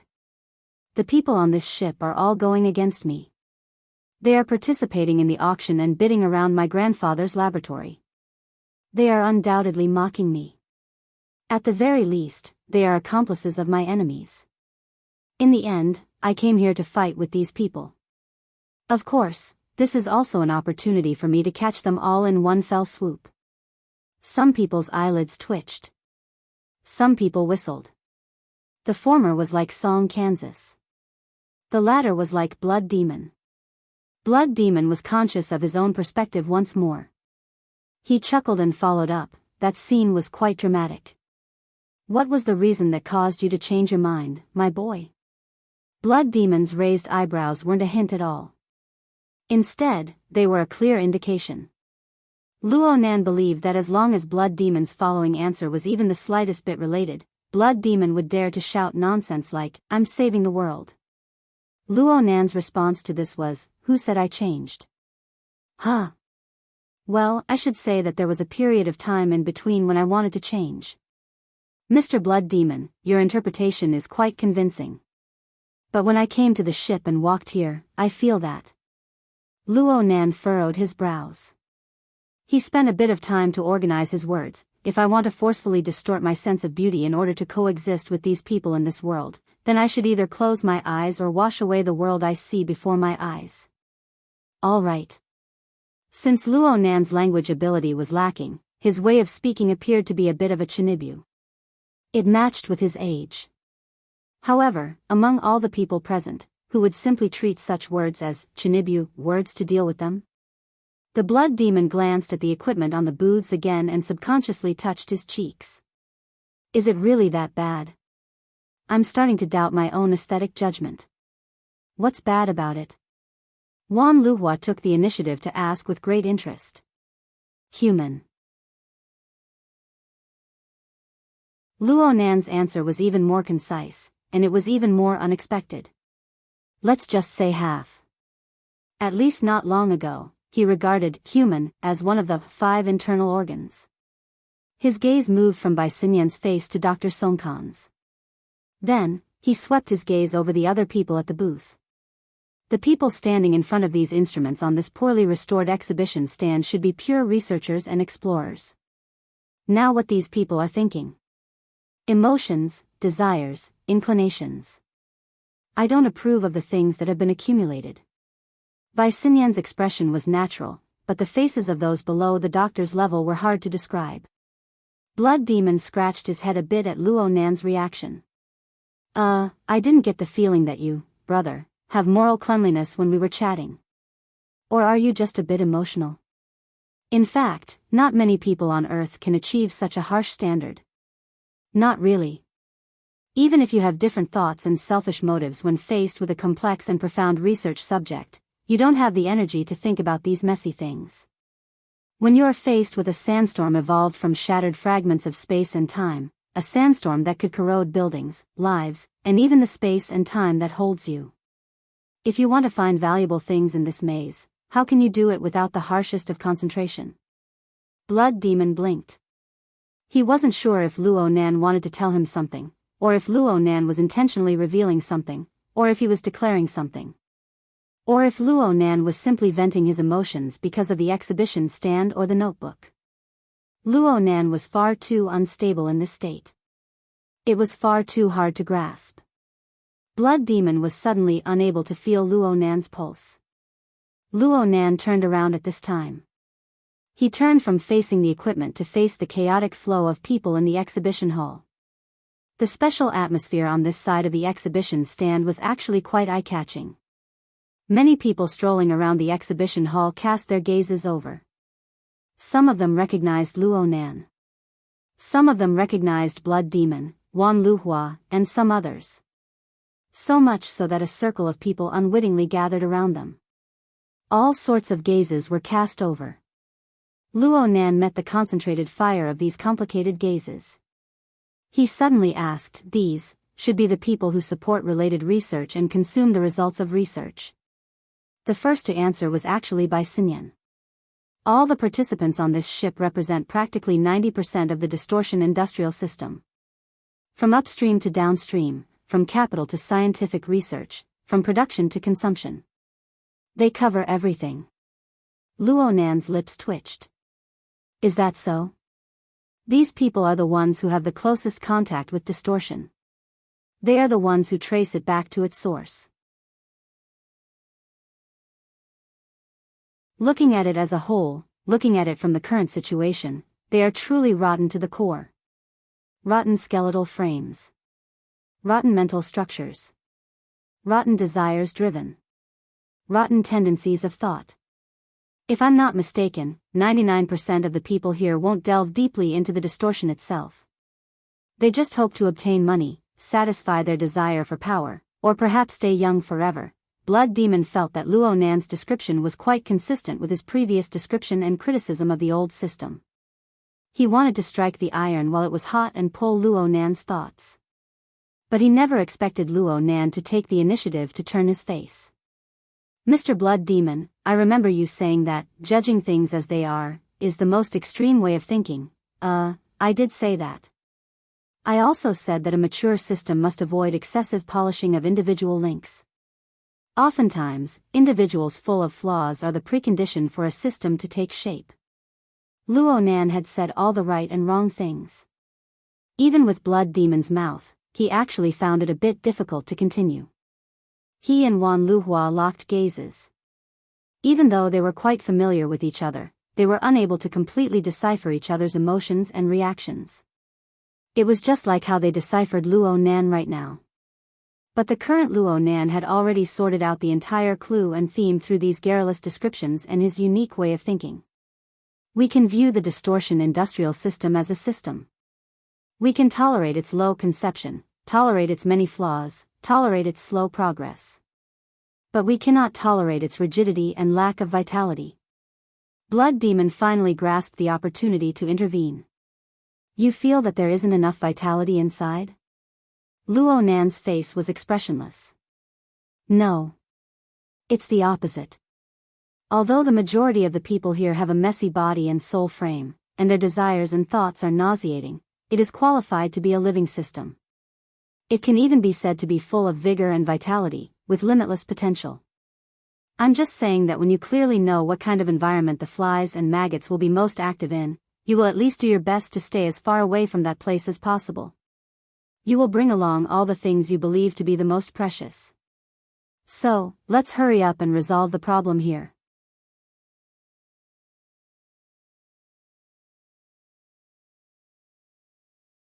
Chapter 1035. The proper business Luo Nan was talking about was undoubtedly the split-page notebook. He asked Blood Demon directly, "Your information is correct, right? It's impossible for it to be wrong. As for the situation, let's ask." Blood Demon turned to ask Song Can, "Hey, was there a notebook here before?" Song Can shook his head subconsciously. "TSK." Blood Demon pursed his lips when he didn't get the answer he was hoping for. He looked at Luo Nan again, but Luo Nan didn't seem to be happy or angry. The Blood Demon blinked and suddenly clapped his hands. "This is a good thing. Those who should be here are not here. Doesn't it mean that the value of my information is maximized?" "Perhaps you can say that." Luo Nan actually agreed to this point. At this moment, Luo Nan and Blood Demon had a tacit understanding. He understood what the Blood Demon meant. Let's assume that Blood Demon's information was correct without a doubt. The special notebook from the 70 format had indeed been brought onto the jadeite light, and it had indeed been used to tease Luo Nan. Then, with its ambiguous identity in the auction catalog and its ambiguous identity in the photo album, if it was placed openly on the stage, it would be obvious that it was an auction item. Things would be troublesome, and they would have to go through a lot of trouble. And in this current situation, it didn't matter if they wanted to give Luo Nan a surprise attack, or if there was an oversight in the arrangements, or if the auction house simply didn't take this seriously at all. On a legal level, things were becoming simpler. All he had to do was let the dust settle before the notebook was placed on the stand. Of course, the premise for such an assumption was that the Blood Demon's information was reliable. Blood Demon was quite confident in this. He even winked at Luo Nan. "Aren't you going to raise the pay a bit? If you agree, I'll get another pattern from Old Man's secret deed for you." Luo Nan didn't pay any attention to him. He just stood there quietly, a bit lost in thought. At least in the eyes of others, this was correct. The Blood Demon did not think much of it. Instead, he rubbed his fists and said, "I didn't expect that we would have to deduce at the very beginning. Come on, let's go through the situation. Tacker, you wouldn't make a low-level mistake with this list, would you?" "Uncle Shui." Tacker's dark face looked a little awkward. He subconsciously turned his head away, his eyes wandering. In every corner of the exhibition hall, a large number of surveillance devices were installed. Perhaps, it should be said that it was certain that the people and events on the exhibition stage were all being observed and evaluated by certain important figures. He had been forcefully pulled into the group, and this was something that could be easily explained. However, if he was too active, did he really think that the other side wouldn't let him off easily? The problem was that the Blood Demon knew very well what Tacker was fussing about. However, the latter was definitely not the kind of benevolent elder who would care for his juniors. The Blood Demon raised half of his eyebrows. He was obviously dissatisfied with Tacker's hesitant attitude. But before he could speak, Luo Nan jabbed him from the side. "Don't waste time. Watch the recording again." The number of transcendents on this ship is a little too much." Luo Nan's first two sentences could be said to be completely unrelated. However, Blood Demon understood. "Yes, we're not the only ones who arrived early. Star Wizard, Connie, Black Lion. None of them are easy to deal with." "Are you sure it's one of them?" "I haven't found any observable areas, but they're at least very close to them. Also, there are more than 3 of them. I'm thinking that if there really is something special about that notebook, I can try to find some clues from a distance." Oh, do you think that thing has some sort of special radiation?" "Your recording gave me this feeling." Blood Demon shrugged. It was very clear that Luo Nan had searched the entirety of the jadeite light while he was distracted. This sort of ability might be hard for normal people to imagine, but it wasn't particularly out of line in the eyes of transcendents. Blood Demon could even understand the problem Luo Nan was facing right now. The closer one approached the material world with mental senses, the greater the resistance of mutual interference. The more interference one received, the more range one could cover, and the more limited the details one could capture. Needless to say, the objects of observation included transcendents who could distort the laws of mental and material structure. Every single one of them, in their natural state, would form distortions and concealment effects against mental senses. Under these conditions, fuzzy positioning was relatively easy. However, overcoming interference and accurately searching for an inanimate object that wasn't large in size was indeed a difficult problem. Of course, this was a difficult problem, and it was a difficult problem of absolute high standards. For most mental abilities, their mental senses were limited by their talents and their physical and divine frames. Basically, the moment they were awakened, the frequency would be whatever it was.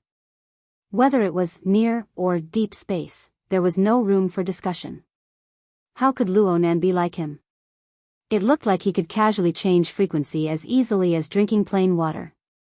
Even that old woman, Death Witch, had to go through many years of tempering and cultivation in order to be able to freely jump and switch between several rather practical zones.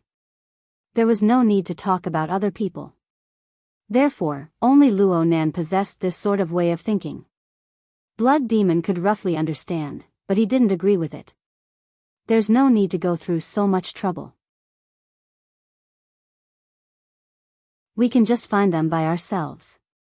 A few steps and a few words. This is a necessary social interaction. It's much more reliable than your hypothesis. Luo Nan persisted. It's a few steps and a few words per person, right?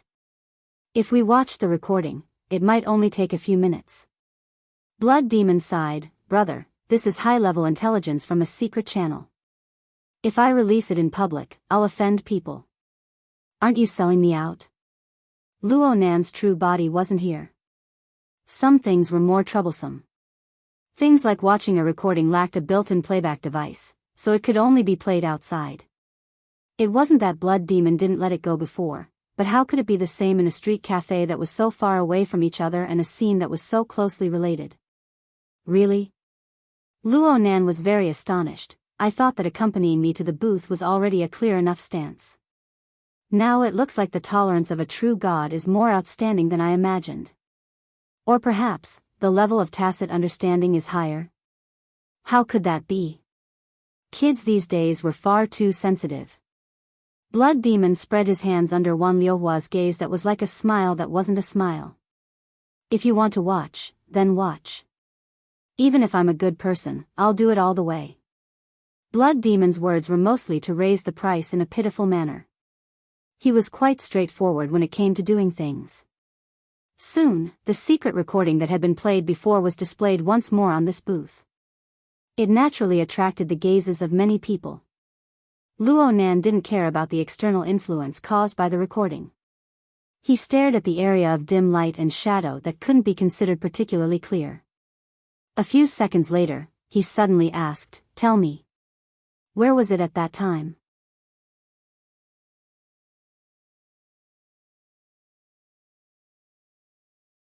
Chapter 1036. Luo Nan's gaze slid from the center of the arcing distributed equipment to the two sides. The left side, the right side, a few rounds. He had raised a question before, but the direction was unclear. There were even fewer people who could follow his train of thought, so no one had responded for the time being. Luo Nan didn't mind. He himself was organizing his train of thought. He muttered to himself, "It's definitely not the main central laboratory.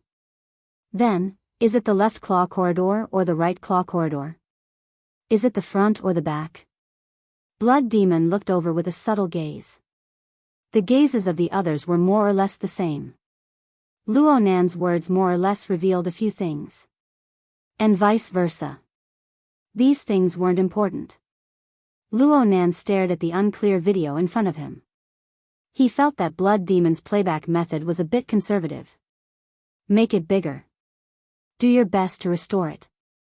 Blood Demon rolled his eyes, but he still adjusted the size of the video according to Luo Nan's words. He restored it to the size of a human. Limited by the quality of the video, the entire image inevitably became more blurry. At first glance, it looked like a group of ghostly shadows flipping on the display stage. The people who saw the video for the first time really couldn't figure it out for a while. Blood Demon continued to advise, most of the time, it's better to use your mouth than your brain. Thinking is better than socializing. If you want to find radiation from this, you might as well directly ask the content provider. Blood Demon turned to ask Bai Xinyan as he spoke, "What's his name again?" "He's the provider of this equipment." "Horn Demon, right? Is he here yet?" Bai Xinyan smiled and shook her head. I'm not sure." During this short conversation, quite a few of the surrounding visitors and staff members tiptoed over. Some even came over. Some even asked the people on this side, causing a buzzing noise. Luo Nan still didn't care. From his perspective, according to the Toyama auction house's rotten nature, this video would most likely be played at the auction. Otherwise, how would they raise the starting price? Since they were all watching it, there was no difference between watching it earlier and later. Besides, he might be the one who watched the video the least compared to the people standing on the display stage. "Where do you think it is?" Luo Nan asked Bai Xinyan this time. He highly suspected that Bai Xinyan was the type of person who watched the video a lot. Bai Xinyan had been leaning against Luo Nan this entire time. She clearly felt the meaning behind Luo Nan's words and subconsciously moved away. She observed Luo Nan's expression. In the end, she smiled and shook her head. I don't see it. He did not get an answer twice in a row. Luo Nan memorized the number, but he didn't continue to pursue the matter. It seemed that he was studying this video, and he became entranced once more. However, when Bai Xinyan looked at his face, she saw that the young man's eyes had already closed. He only raised his head slightly to listen to the details of the voice in the recording, but it didn't sound like it. It was more like he was daydreaming. Could it be that there was some other basis in the unseen world that would help Luo Nan obtain an answer?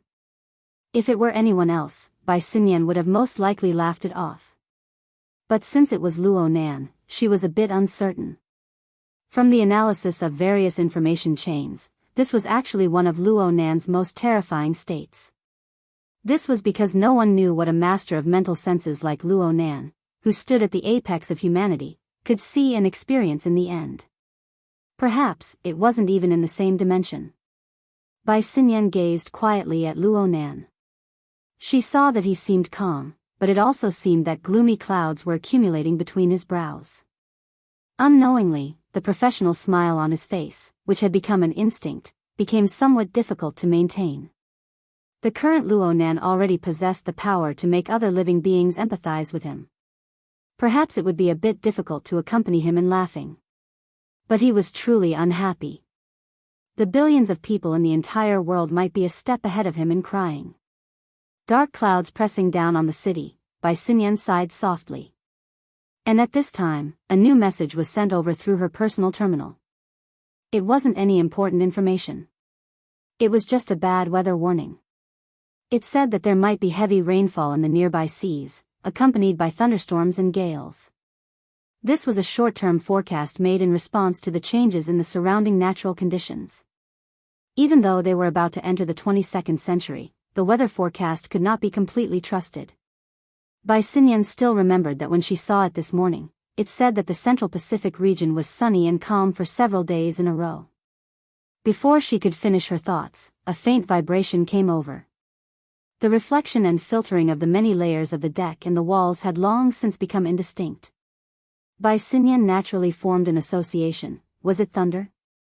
Bai Xinyan, who was cooped up in the cabin of the ship, had no idea what the weather was like outside. But in the hinterland of the old continent, over 10,000 kilometers away, in the boundless highland wilderness, one could see the violent and abnormal changes in the color of the sky as long as one's eyes weren't blind. Just a moment ago, the sky had been clear for tens of thousands of miles, and the visibility was good. But in just a few minutes, the sky was covered in dark clouds. Clouds covered the sky. The sudden change of light and shadow made many sensitive creatures on the wasteland raise their vigilance.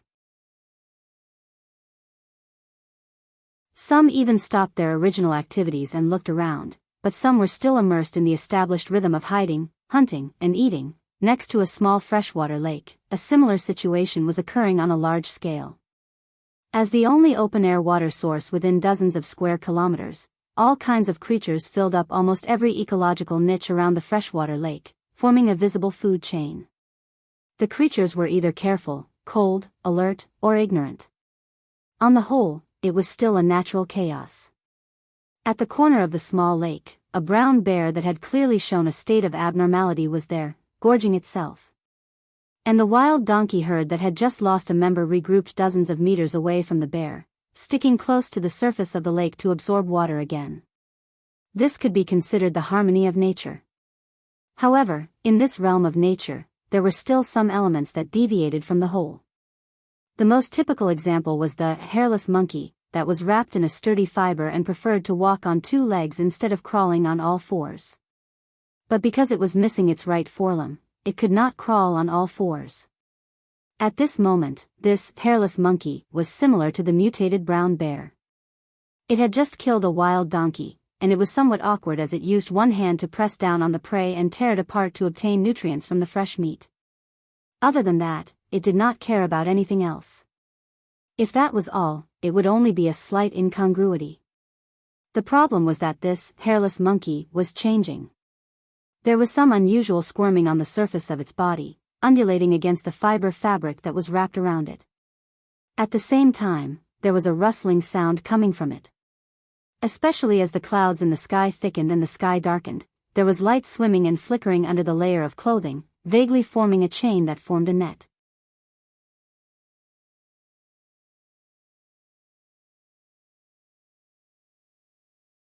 Chapter 1037. The hairless monkey didn't care about this change. In fact, with his current muddle-headed state, he was only focused on the prey beneath him. Eating was all he had to do at the moment. However, his eating process was also distorted due to the abnormality. At first, he used his teeth to bite his prey, but at some point in time, all his teeth fell off one by one. That wasn't all. They also fell off. To be more precise, they were separated. There were also the muscles that his mouth needed to move. Before that, there was still the mask that covered his face. Soon, his entire face, including all his facial organs, was separated. At first, the parts that fell off were still barely connected by blood vessels and nerves. But after a few breaths, these connections also fell apart. Later, even the bones that were pieced together to form the skull were disassembled along the bone gaps, and air leaked out from all sides. But this person didn't notice it at all. This was because even though his entire head had been disassembled, and even his brain, which was barely a whole, began to distort, confuse, and churn as it squirmed, he still maintained a basic system framework. However, what kept these disassembled human body parts together was no longer the original life system that was made up of blood vessels, nerves, skin, flesh, and bones. Instead, they were thread-like, faintly discernible, semi-illusory lines. They resonated with the chains of light that moved on his body, like electric currents that pierced through the air in a special environment. These semi-illusory, electric lines seemed to have some kind of magnetic force, and they could carry out complex exchanges of energy and information. Under their restraint, the head of the hairless monkey that had fallen apart was still a system that continued to operate.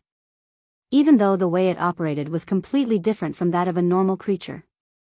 There was no doubt that some unimaginable power was being used. At the same time, some information hidden deep within the head was being steadily transmitted out through a powerful replacement system. The feeding was still going on, but as the main body of systematic behavior, the hairless monkeys no longer relied on chewing. Instead, they pierced the remains of their prey through the electric lines and transmitted the strange power over, turning the relatively intact wild donkey carcass into minced meat that was 100 times finer than the skull that had been dismembered earlier.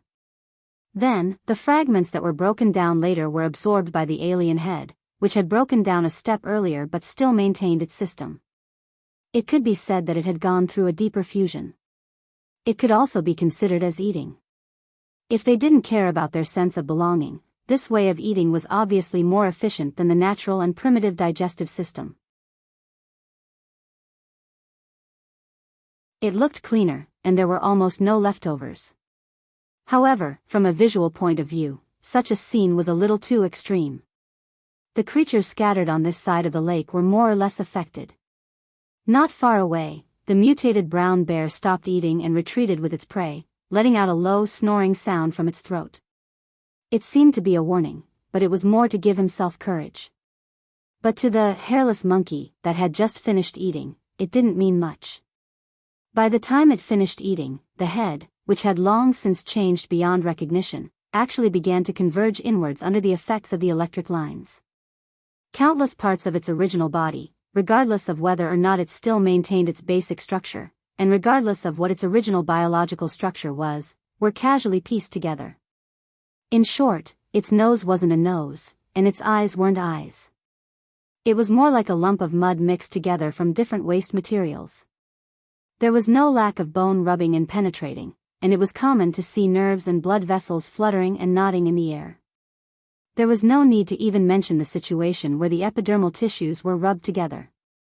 But this kind of phenomenon didn't persist for too long. This complicated and bizarre system clearly possessed some sort of memory, aside from disintegration and stitching. The enormous and ugly lump of flesh and mud miraculously recovered its original appearance after 2 or 3 rounds of rubbing. It was restored to the hairless monkey, which was the face of a normal human. During this entire process, the monkey absorbed enough energy to sustain itself, but it also exposed a few things during the continuous disintegration and churning. It was then projected tens of thousands of kilometers away. Being able to restore itself is really dog shit luck. Luo Nan opened his eyes and muttered in a low voice, but it seems that this really is the first. What's the first?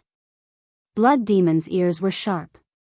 He heard what Luo Nan said, but he wasn't able to understand what Luo Nan was referring to. After all, it corresponded to a distant real-time image deep in the hinterland of the old continent. It also involved Luo Nan's exclusive thoughts. Luo Nan didn't respond, but his originally gloomy brows relaxed a bit. In a certain sense, Luo Nan's soul cloak was like a satellite hack in a real-time strategy game.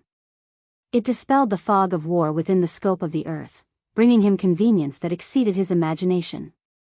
However, the evil poison pollution that was accidentally brought out from the relay station brought enormous damage to the soul cloak and even to Luo Nan's entire system structure on the mental plane. It also caused the fog of war to once again obscure his field of vision. There were a few pieces of good news amidst the ruins. For example, Luo Nan's believers. They used various methods to carry out deep interference effects throughout the world. They still maintained contact with him. They were like casually tossed scouting units. They passed through the fog of war and illuminated observable areas of varying sizes. The size of these observable areas was clearly proportional to the strength of the scouting units themselves. It was also closely related to Luo Nan's projected attention. The soul cloak and other structures of the mental system were slowly recovering on the basis of these scouting units. They attempted to be pieced together once more. There was one more thing besides these scouting units. As the mica structure took shape, it had a characteristic that was closely related to the water vapor environment. This caused the damaged structure of the mental system to continue its recovery process, and it became a bit entangled with the soul cloak. Luo Nan didn't see any negative things for the time being, but there were a few unexpected harvests. Indeed, Luo Nan was currently paying attention to the horned demon roaming the wastelands of the old continent. This horned demon was originally a tool that Luo Nan had unearthed from the special power of the magneto-optical mica in the offline testing scene. He forcefully controlled and twisted it into a tool. Luo Nan had an additional origin with the embryonic form of the mica structure. Back then, Luo Nan had only used him as a carrier and fulcrum to clash with a true god. Luo Nan didn't expect this tool to actually produce an additional effect at this time. The thick cloud structure formed by the interweaving of the mica and the soul cloak around the horned demon seemed to have been stimulated by some sort of stirring. It became exceptionally lively. On the other hand, the analysis of the horned demon's messed up body and soul frame was exceptionally sharp and efficient. This wasn't just reflected in the excavation of the horned demon's memories. It was an extremely ideal reference model. At the very least, Luo Nan had used the mica to dissociate tens of thousands of living beings from last night until now. None of them were as complete as the horned demon. Originally, it was just a seed that was casually planted into the soil. Now, it was giving birth to a pleasantly surprised sprout. Alright, it was quite awkward to give the horned demon such a position. And now wasn't the best time to do experiments. In any case, whether it was the mica or the horned demon, they both had a set of basic behavior that could maintain and continue their existence even though they didn't have self-awareness. Right now, the mica was still in the initial stages of self-proliferation and evolution. There was still an unknown distance between it and the true magneto-optical mica. It was also limited by the broken state of the soul cloak, so it was unable to rapidly expand. With the horned demon as a support point, it would be good to temporarily open a subbase and see what the results would be. Luo Nan quickly collected his thoughts. He needed a simple and straightforward answer more. The horned demon's memories were a very good source. So it's like this. Luo Nan's voice was a bit clearer. It carried an emotion of relief. A human's memory information wasn't a clear video stored in the space of the brain. However, Luo Nan used multiple methods to search and compare back and forth. He still possessed a relatively accurate answer. So he knew, this was the first time the Horned Demon and the others entered the 70-format laboratory. What was it like before the equipment was disassembled? The more he knew, the more he felt that the current booth was unsightly. What an eyesore. Probably because someone had heard what he said, there were strange sounds of gurgling and clicking in the booth area. Many people heard it, but they couldn't identify the source of the sound for a while. This bit of abnormality couldn't be hidden from Blood Demon and Wan Luhua. The gazes of the two cut across a few important nodes, intersecting with each other in the middle. But they happened to coincidentally take a step back. The booth suddenly swayed almost in sync with the movements of the two extraordinaries. At the same time, the sharp sounds of metal cracking and heavy objects being pulled and scraped rang out. It nearly pierced the eardrums. Many people on the booth cried out in alarm. Some unlucky people even fell off. They weren't at the edge of the booth. But the problem was that Luo Nan's restoration didn't move the equipment, but the booth itself. The arc-shaped booth cracked from its roots. Even though it was a relatively complex and precise steel structure, there were still quite a few auction equipment installed below it. The total weight of the equipment on the stage was several tons, but it still moved and tore away. The originally ordinary arc-shaped booth's front was forcefully pulled forward, forming a structure similar to that of a bull's horn. Of course, some people understood in their hearts that this actually had to be combined with the back half of the booth that was barely intact to form an overall layout similar to that of a crab. And this sort of deformation came at the cost of completely destroying the booth's structure. As a result, enormous cracks were formed, smashing all of the booth's preset functions. It also destroyed the supporting points of the booth's steel structure. It was reasonable to say that the next step would be a destructive collapse, but the final visual effect was actually pretty good. Every single piece of equipment from the 70-format Research Institute was still stable and solid, even though they were only supported by a small half of a broken steel plate and a support frame. It was unknown where this support came from, but there was also a sense of ancientness and vicissitudes that were like ruins. So much so that the occasional sparks of electricity from the damaged equipment below the stage could be used as supporting elements to set off. It was like a surreal painting that had been erased of rationality.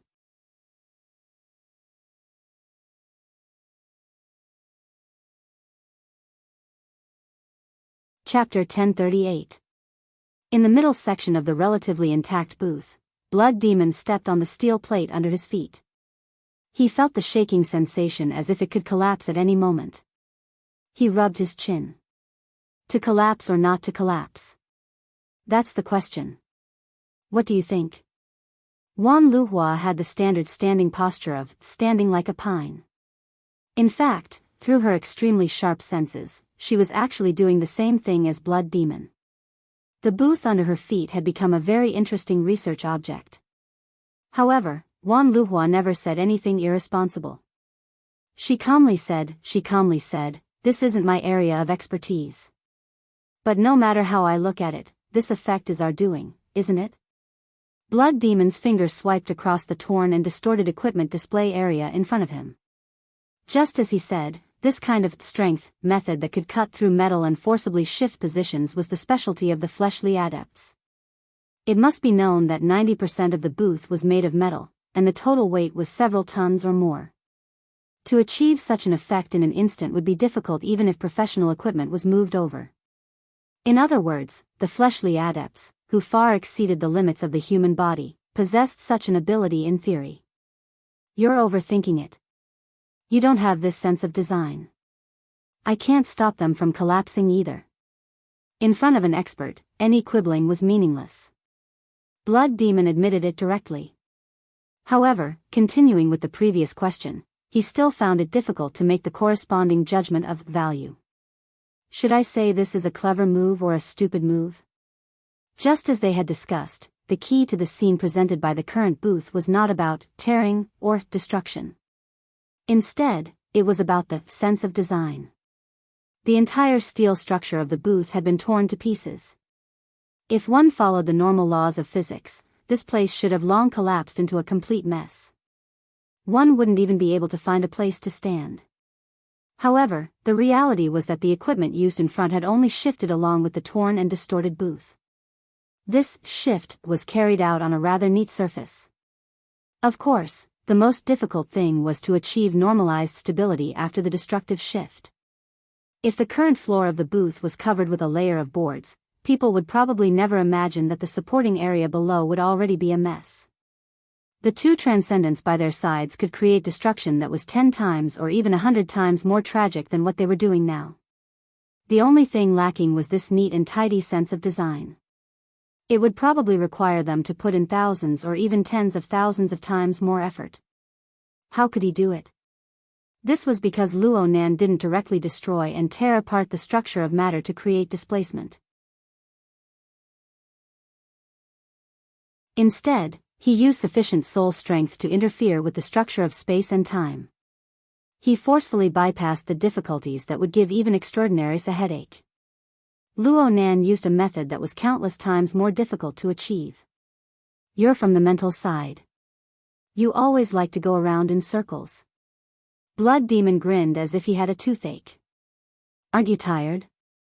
This time, he asked Luo Nan. In fact, he already knew the answer. It seemed that Luo Nan had calmly and effortlessly completed the dismantling and reassembling of the stage. His water vapor body had turned somewhat incorporeal and transparent. Thankfully, while the Blood Demon and Wan Luhua were chatting, the water vapor clone became normal again. Luo Nan just nodded at the two extraordinaries. He then stared at the new booth, deep in thought. The redesigned layout of the equipment seemed to fit Wan Luohua's taste very well.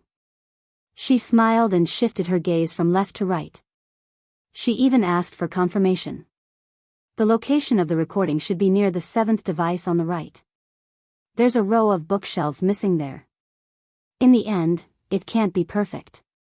Wan Luhua rarely took the initiative to speak, so Luo Nan had to respond. But between the lines, Luo Nan was still dissatisfied with the current situation. I'm afraid some things fell apart when they were dismantled. These things are all for show now. None of them are plugged in. Also, the space is too cramped. In the end, they can't stretch out. Blood Demon chuckled twice. You're dissatisfied? Don't you see the people who set up the venue? They want to cry but have no tears. It must be known that there was actually an elevator below this booth. It was closely linked to the main venue. With Luo Nan's actions, the scheduled auction venue might be completely ruined. Blood Demon looked at his watch. It was 2:57 in the afternoon in T-City. There were still 5 hours. It was very clear that the conference affairs team was going to be tossed around. Blood Demon was rejoicing in other people's misfortune when he suddenly felt something was wrong. He turned around and saw Luo Nan and Wan Luhua staring at him. What's wrong? Aren't you going to put the recording in the right position? Yeah. Only now did Blood Demon discover that he had become the legendary projectionist. Yes, a technical job. My ass. The corner of his mouth twitched, but he still followed Blood Demon's instructions and transferred the entire recording to the position indicated by the two. He was honest, but he was a technical worker. It was more appropriate to grumble a bit. You finally remember to look for the notebook. What were you doing before? Life always has a sense of ritual. Huh? Luo Nan had a serious expression. Reconstructing it once. My mood is better. It's easier to stimulate inspiration when my mood is on the right path. Blood Demon laughed dryly without saying anything. On the contrary, Wan Luhua asked with interest, so, have you found your inspiration yet? Yeah, I'm still looking. No matter how well Blood Demon did his work in the early stages, no matter how much he understood Luo Nan, he couldn't help but roll his eyes at this time. Wan Luhua responded with a smile. No rush. There's plenty of time. Luo Nan felt the kindness in her words. Though he didn't quite understand where it came from, he still responded with a smile. Actually, Luo Nan's train of thought was quite clear by now. The information from the horned demon's memories gave him the most direct direction. Actually, this point was also reflected in the recording. He just wanted to make it clear. At this time, the recording restarted once again. It reached the stage where a certain person flipped through the pages quickly. A close-up shot of the notebook's title page was shown on the screen. Luo Nan didn't continue watching. He exhaled softly and lowered his head. Soon, the surrounding people heard a wave of soft murmurs. The murmurs came from Luo Nan's mouth.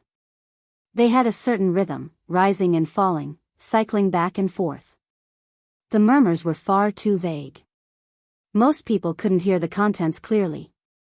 Of course, this didn't include the two extraordinaries. Whether it was Blood Demon or Wan Luhua, they both possessed perception and discernment abilities that surpassed ordinary people. Therefore, they could hear the murmurs clearly. The murmurs were short sentences that were like rhymes. They were divided into 4 paragraphs, and the contents were, the gazes of the two moved away from Luo Nan's face. They looked to the side and forward. In the recording, the notebook had already been folded open. It was heated by the laser and soon caught fire. The instant the notebook caught fire, the flames charred and curled up the title page. The same content appeared on the paper in the form of words. The words then turned to ash within the flames. My heart is a prison, my heart is a furnace, my heart is a mirror, my heart is a nation.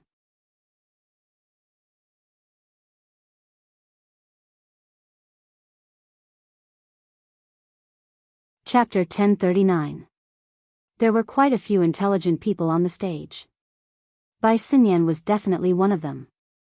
Even though she did not hear the contents of Luo Nan's murmurs clearly, she was able to make some judgments as she followed the gazes of the two extraordinaries. A new call came in at this time. Bai Xinyan glanced at the caller ID and saw that it was unfamiliar. She chose to reject the call. Her thoughts were diverted, but when her attention returned to this side, she was stupefied once more. On the stage, Luo Nan's murmurs seemed to be mixed with some peculiar echoes. It sounded like the faint sound of thunder that could be heard before, but after several refractions, it became inexplicably clear once more. Bai Xinyan wanted to make a further analysis, but she saw Luo Nan raise his head. She did not know when his lips had closed. He gave a deep glance at the equipment on the stage, then he turned around and left. Anyone who saw this action would be stupefied. Completely subconsciously, Bai Xinyan strode forward to follow him. Aside from her, Blood Demon and Wan Luhua, these two extraordinaries, actually followed Luo Nan's lead. At the very least, they had curious expressions. Even Talker wore a bitter expression as he followed behind Luo Nan in silence. The people who had been watching the liveliness in the surroundings had long been scared out of their wits by the unforeseen event on the stage. They saw Luo Nan take the lead and step down, and each and every one of them hastily retreated to make a path. As for the other side of the stage, only Song Can and the others were left. They were either on the stage, below the stage, or in the cracks. Each and every one of them was dumbstruck. They did not know how to react. Tell them to stay a bit further away. Luo Nan suddenly spoke. His thoughts were jumping wildly, but his direction was still unclear. They can't blame others if they get lost in a bit. Bai Xinyan was barely able to grasp the rhythm. She turned her head to glance back and said, "The stage will be cleared. It won't collapse, right?" Huh. Blood Demon turned his head as well. He swept a few glances, then rubbed his chin thoughtfully. Luo Nan shot a glance at Bai Xinyan, not saying much. Bai Xinyan responded with a smile. She followed Luo Nan very closely, but at this moment, she certainly couldn't hug him anymore. She just forced herself to walk side by side with Luo Nan and tilted her head to look at his profile. In the end, Bai Xinyan didn't have the ability to peer into people's hearts. All she could see in her eyes was Luo Nan's gentle facial contours. His gaze was probably looking straight ahead, and his pursed lips possessed a bit of maturity and rigidity. Luo Nan was able to relate to the current situation. Many of these had been damaged by the childish fine hair on the corners of the young man's lips and cheeks. It was pretty much universally recognized by all sorts of research. Luo Nan's physical development had been tempered by drugs that affected his nervous system for many years. There were also a few other factors that interfered with his growth.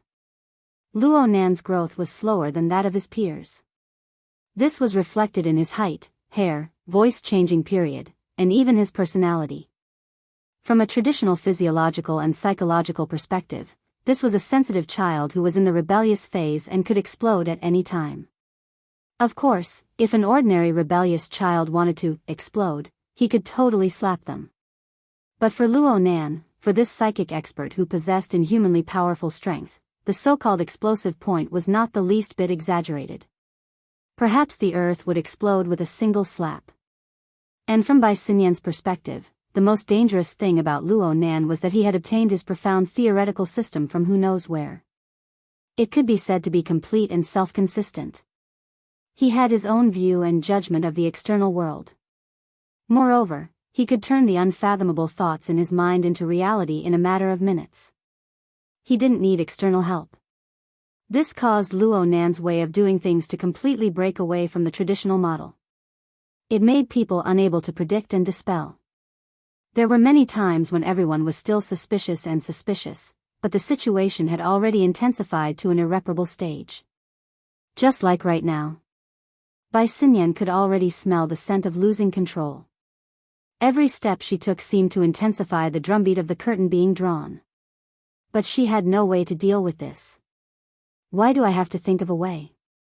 Bai Xinyan laughed self-mockingly. She adjusted her breathing a bit, thinking about adjusting her mood before making a plan. And at this time, she suddenly noticed that quite a few people in the audience, who were making way for them, were reacting strangely. The attention of the audience was somewhat diverted, especially to the area where the group of people had already passed. Some people were inexplicably sizing up all around. Some were even tapping their ears. There were also some who were whispering. Bai Xinyan could hear a bit. For example, the echo is too loud. The stage is still collapsing. Let's stay a bit further away. And so on. It's a sound? When this thought became clear, Bai Xinyan's heart suddenly tightened. Yes, a sound. She turned her head to look at Luo Nan. The young man beside her was still pursing his lips. His gaze was looking straight ahead. This was clearly his first time coming here, but he had unknowingly become the leader. God knows where he would lead this group of people to.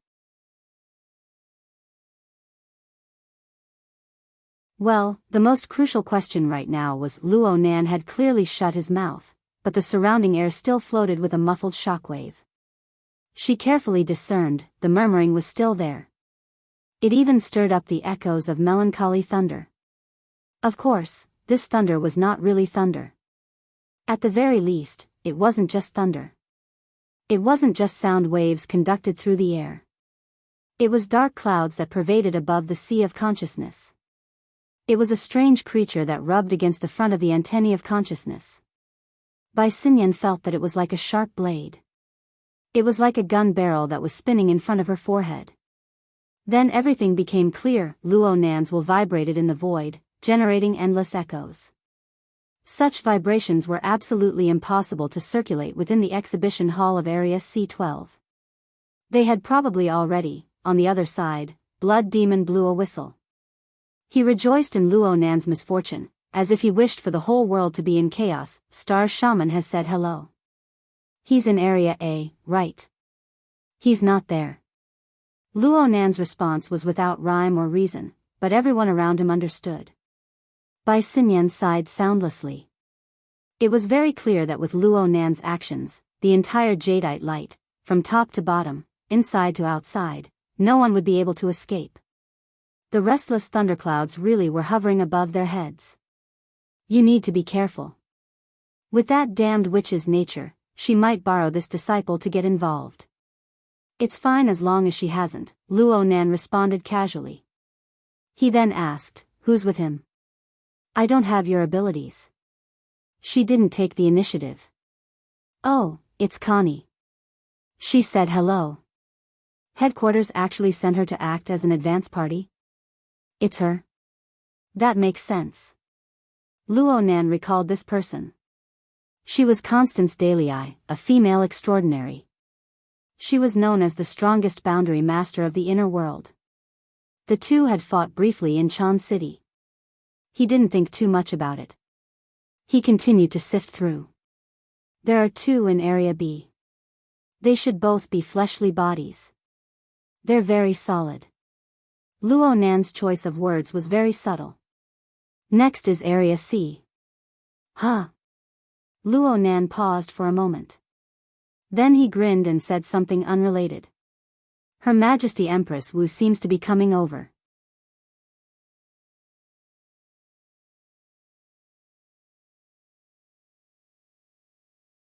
Chapter 1040. The commercial plane pierced through the clouds, continuing to correct its direction and altitude as it drew closer to the surface of the sea. Zhang Yingying looked at the scenery through the porthole from within the cabin. She mumbled casually, "Is there going to be thunder?" The wings seemed to be charged. The commercial plane had already pierced through the thick clouds before she finished speaking. The field of view below suddenly opened up. The jadeite glow was like a small and exquisite steel box on the roaring sea surface. It was practically one with the leaden sea surface. Only the fluorescent lines on the landing platform at the top of the ship gave a rather clear indication. The commercial plane communicated with the cruise control tower and began to descend. The noise in the cabin grew louder at this time. Is the engine broken? Zhang Yingying subconsciously mentioned this and immediately spat a few times. But no matter what, the noise was there and it was getting louder. Meng Chong, who sat across from Zhang Yingying, unconsciously frowned. It's not sound waves.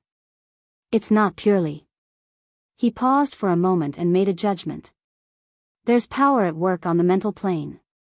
He's fighting with someone? The he Zhang Yingying spoke of was clearly referring to Luo Nan. Zhang Yingying furrowed her brows as she spoke. She did her best to sense the details on the mental plane. It's not the middle of winter. It's like the clouds above. There's going to be a sudden explosion of thunder. Huh. Zhang Yingying inexplicably felt a bit familiar. She moved closer to the porthole and looked outside. The cruise ship continued to approach. It seemed to grow larger and larger. The visual effect was quite astonishing under the support of relative speed. But looking at it this way, there didn't seem to be anything too out of the ordinary. It shouldn't be. Otherwise, this ship would have sunk long ago. Meng Chong did his best to find a more accurate adjective. Yeah, it's like deterrence. Zhang Yingying clapped her hands. She came to this conclusion faster than Meng Chong. It was for no other reason than the fact that she had prior experience with this. Last year on New Year's Eve, Luo Nan had played this move at Aurora Cloud City. His tyrannical will pervaded the void like a soundless thundercloud, suppressing all sides and causing chaos. Only a few months had passed. Zhang Yingying's memories were still fresh in her mind. A slight reminder triggered her memories. In the end, we still have to fight. Zhang Yingying still remembered that there were a few troublesome characters at Aurora Cloud City back then, but not many. She was on her home turf. But now, above the boundless ocean. The Abyss District is not peaceful either. Although Meng Chong was a piece of meat. Beside him, there were also no extraordinary species. However, he could use the Blood Soul Temple in the Abyss District to catch some strange movements of this level. Abyss District, this situation indirectly confirmed Zhang Yingying's worries. She really wanted to observe more directly. The problem was that she didn't have a tool similar to the Bloody Soul Temple, so she could only look at Her Majesty Empress Wu. Making a gentleman's agreement with him is more troublesome than I expected. Under Zhang Yingying's gaze, Her Majesty Empress Wu's gaze left the scroll in her hand, and she shook her head slightly. Zhang Yingying's eyes widened. They're really fighting? It doesn't involve individual domains. Connie is quite gentle most of the time. Star Shaman probably doesn't want to express his position that quickly. The remaining few are all fleshly bodies. Unless Luo Nan fights his way to their door, they probably won't do anything. There are a few extraordinaries on the ship. Zhang Yingying was shocked at first, but she did not receive an answer. She blurted out, "There's nothing Luo Nan can't do." Maybe. As they spoke, the business jet landed steadily in maglev mode. Her Majesty Empress Wu put away the scriptures, rolled them up, got up, and walked out. "Let's go take a look.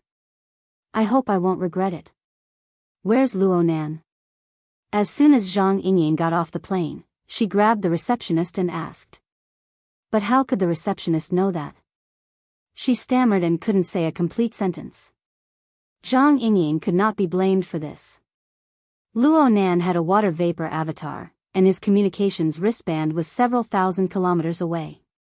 If he picked up the call, it was his ability, but if he didn't pick up the call, it was normal. Anyway, he didn't pick up this time.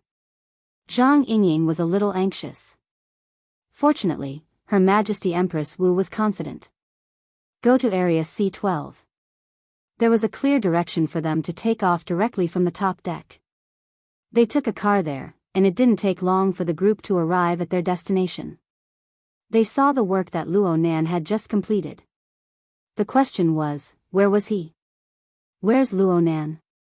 Zhang Yingying stared blankly at the messy display in front of her. He's probably looking for someone. Let's go. Then why did we come here for? Before I die from anger from the trouble he caused, I need to adjust my state of mind. It's only after seeing this that I feel like I'm not stupid." Her Majesty Empress Wu pinched Zhang Yingying's cheek and headed straight for the display.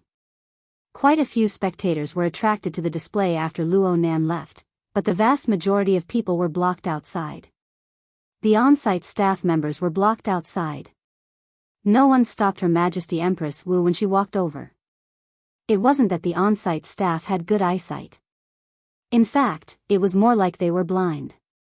In any case, Her Majesty Empress Wu slowly arrived at the edge of the platform. She didn't go up, just tapping the scripture scroll in her hand against the palm of her other hand. It was as if she was counting a beat. She seemed to be deep in thought. Zhang Yingying and Meng Chong followed her to the front. They could not help but gasp in admiration at this warped yet neat layout. As ability users, they could not help but consider what they would do if they were in her place. What would they do in order to realize all of this? But in the end, they could only look at each other and shake their heads. How did he manage to do this? Zhang Yingying asked, not understanding. Probably. It's an ability that can continuously affect the structure of space and time. This answer was quite clear. However, the one who responded to Zhang Yingying wasn't Her Majesty Empress Wu.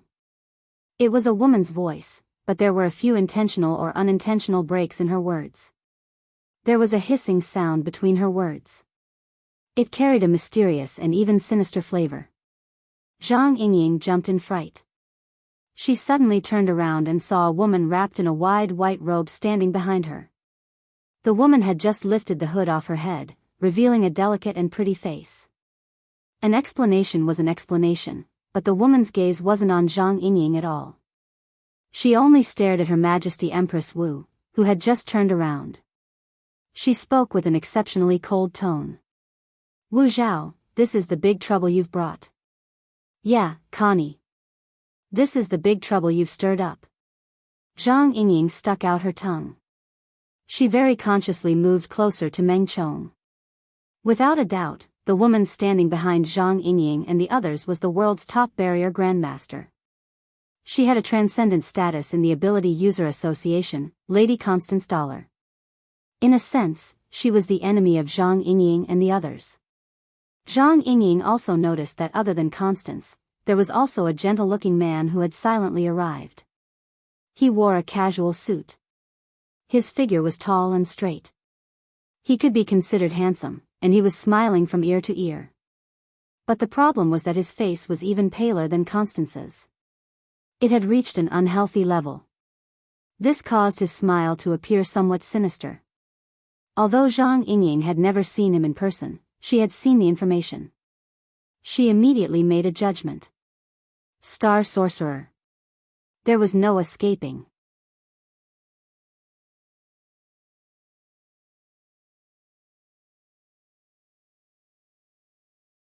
Chapter 1041.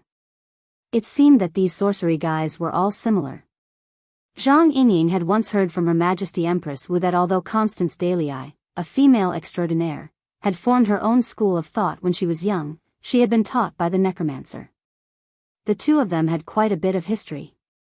Now it seemed that this was indeed the case. As Death Witch's proudest disciple, the star shaman's relationship with Constance was obviously not ordinary. However, Zhang Yingying did not know that extraordinaires from Jade Light had entered the venue so early.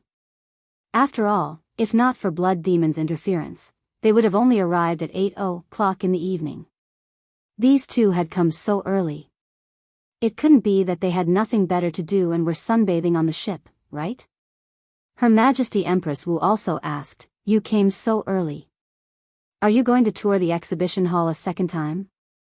No. I just want to see with my own eyes the ability of Big Trouble to cause trouble. Star Shaman seemed to be better at socializing than Constance, so he automatically took over the conversation. Her Majesty Empress Wu glanced at him. Just go and greet him. He hasn't gone far, right? We are more interested in his work, his plastic arts. Star Shaman smiled as he spoke. When he curled his lips, he looked a little handsome, provided that his pale, almost transparent skin was ignored. It's because of this that we can endure the noise of his abyss area. We didn't know that he has a hobby of chanting scriptures in the abyss area. Chanting scriptures. Has this happened before? Her Majesty Empress Wu seemed to be asking the obvious, but Zhang Yingying thought about it seriously. I don't think so. He's already weird enough. If he chants scriptures every day, what will happen? At this point, Zhang Yingying glanced at the Buddhist scriptures in her boss's hand and stuck out her tongue again. It seemed that she had accidentally poked someone she could not afford to offend. No, it was the person who paid her salary. Her Majesty Empress Wu did not care. After all, Zhang Yingying did not truly understand what was happening in the abyss area. She tapped the scripture lightly on her palm and turned her gaze back to the exhibition table. He was already emotional, and he was egged on by Blood Demon. God knows what state he's in now. But there has to be something exciting in it. Constance stared intently at the shattered exhibition stand and replied simply, "That's right, it's not a big deal." Maybe. There's no harm in asking. The star shaman made a pointless suggestion. However, the gazes of the three extraordinaries turned to Song Can, who was still in a daze on the stage. Zhang Yingying blinked. An eyewitness? Where have I seen him before? The star sorcerer added, he should be in charge of one of the departments in the Deep Blue Laboratory. Constance recognized it too. The Western Pacific Observatory. It's the organization in charge of observing and researching the spatial interference between the Deep Blue world and Earth. Her Majesty Empress Wu smiled. I remember. When the coordinates were announced last year, it was him who recorded the explanation video. I always thought it was a secret organization. To be able to hide the exact coordinates of the Deep Blue world until last year, it's an impressive achievement. It was hard to tell whether Her Majesty Empress Wu's words were sarcasm or praise. The other two transcendents pretended not to understand. There would definitely be differences between the headquarters and the branch in the sharing and handling of some critical information. This circle would also definitely be different from that circle. There was no need to explain any of this. Song Can stopped on the display stage for a long time. He had been given quite a fright by Luo Nan before, but it wasn't to the point where he couldn't recover his wits until now. There was another reason why he stayed behind. This was because he sensed that the display stage, which seemed to be in pieces, was currently displaying a deep content that was extremely closely related to him. At the very least, it was related to the project he was in charge of. Song Can wasn't an ability user. At the very least, he wasn't an ability user in the traditional sense. However, he was able to sit in the position of the person in charge of the observation center. He was able to sense the familiar smell of intercourse in the plane of time and space within this area of approximately 100 square meters. Perhaps it wasn't as strong as the smell that appeared between the spacetime of the deep blue world and Earth. However, the feeling that came and went, the feeling that seemed real and illusory, was simply like a beautiful dream. It made him unwilling to wake up. Therefore, he clearly knew that problems would arise if he stayed here for too long. The staff at the scene had indeed tried to clear the area and persuade him to leave, but he still persisted in bringing the researchers under him and nailing himself to the display stage. He wanted to see if he could discover more valuable clues. Right now, the most frustrating thing was that the equipment of the observation center couldn't enter. Distant yet distant, huh? Someone spoke behind him. Yes, that's the smell. Does it feel like a reflection or a link? Oh my, the word link is used too well. Song Can clapped his hands in praise. Only then did he realize that something was wrong. He suddenly turned his head, and then he saw that a few more people had unknowingly come up to the display stage. He felt like the space on the stage that he could still stand on was filled to the brim, as if it could collapse at any time. Song Can's first thought was to protect the scene. He subconsciously shouted, "Hey, you guys." As soon as his voice sounded, reason and a sense of danger rose from the bottom of his heart. "You guys are Madame Dollar." Song Can finally recognized one of them. He became even more flustered.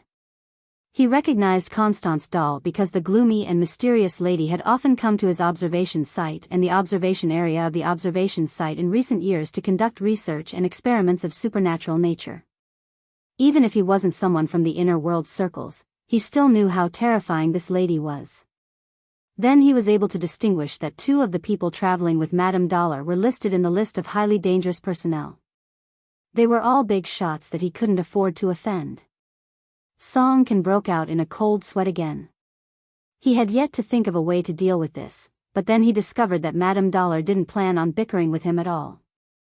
She just placed him in the position of an eyewitness and asked him a few questions about Luo Nan's words and actions.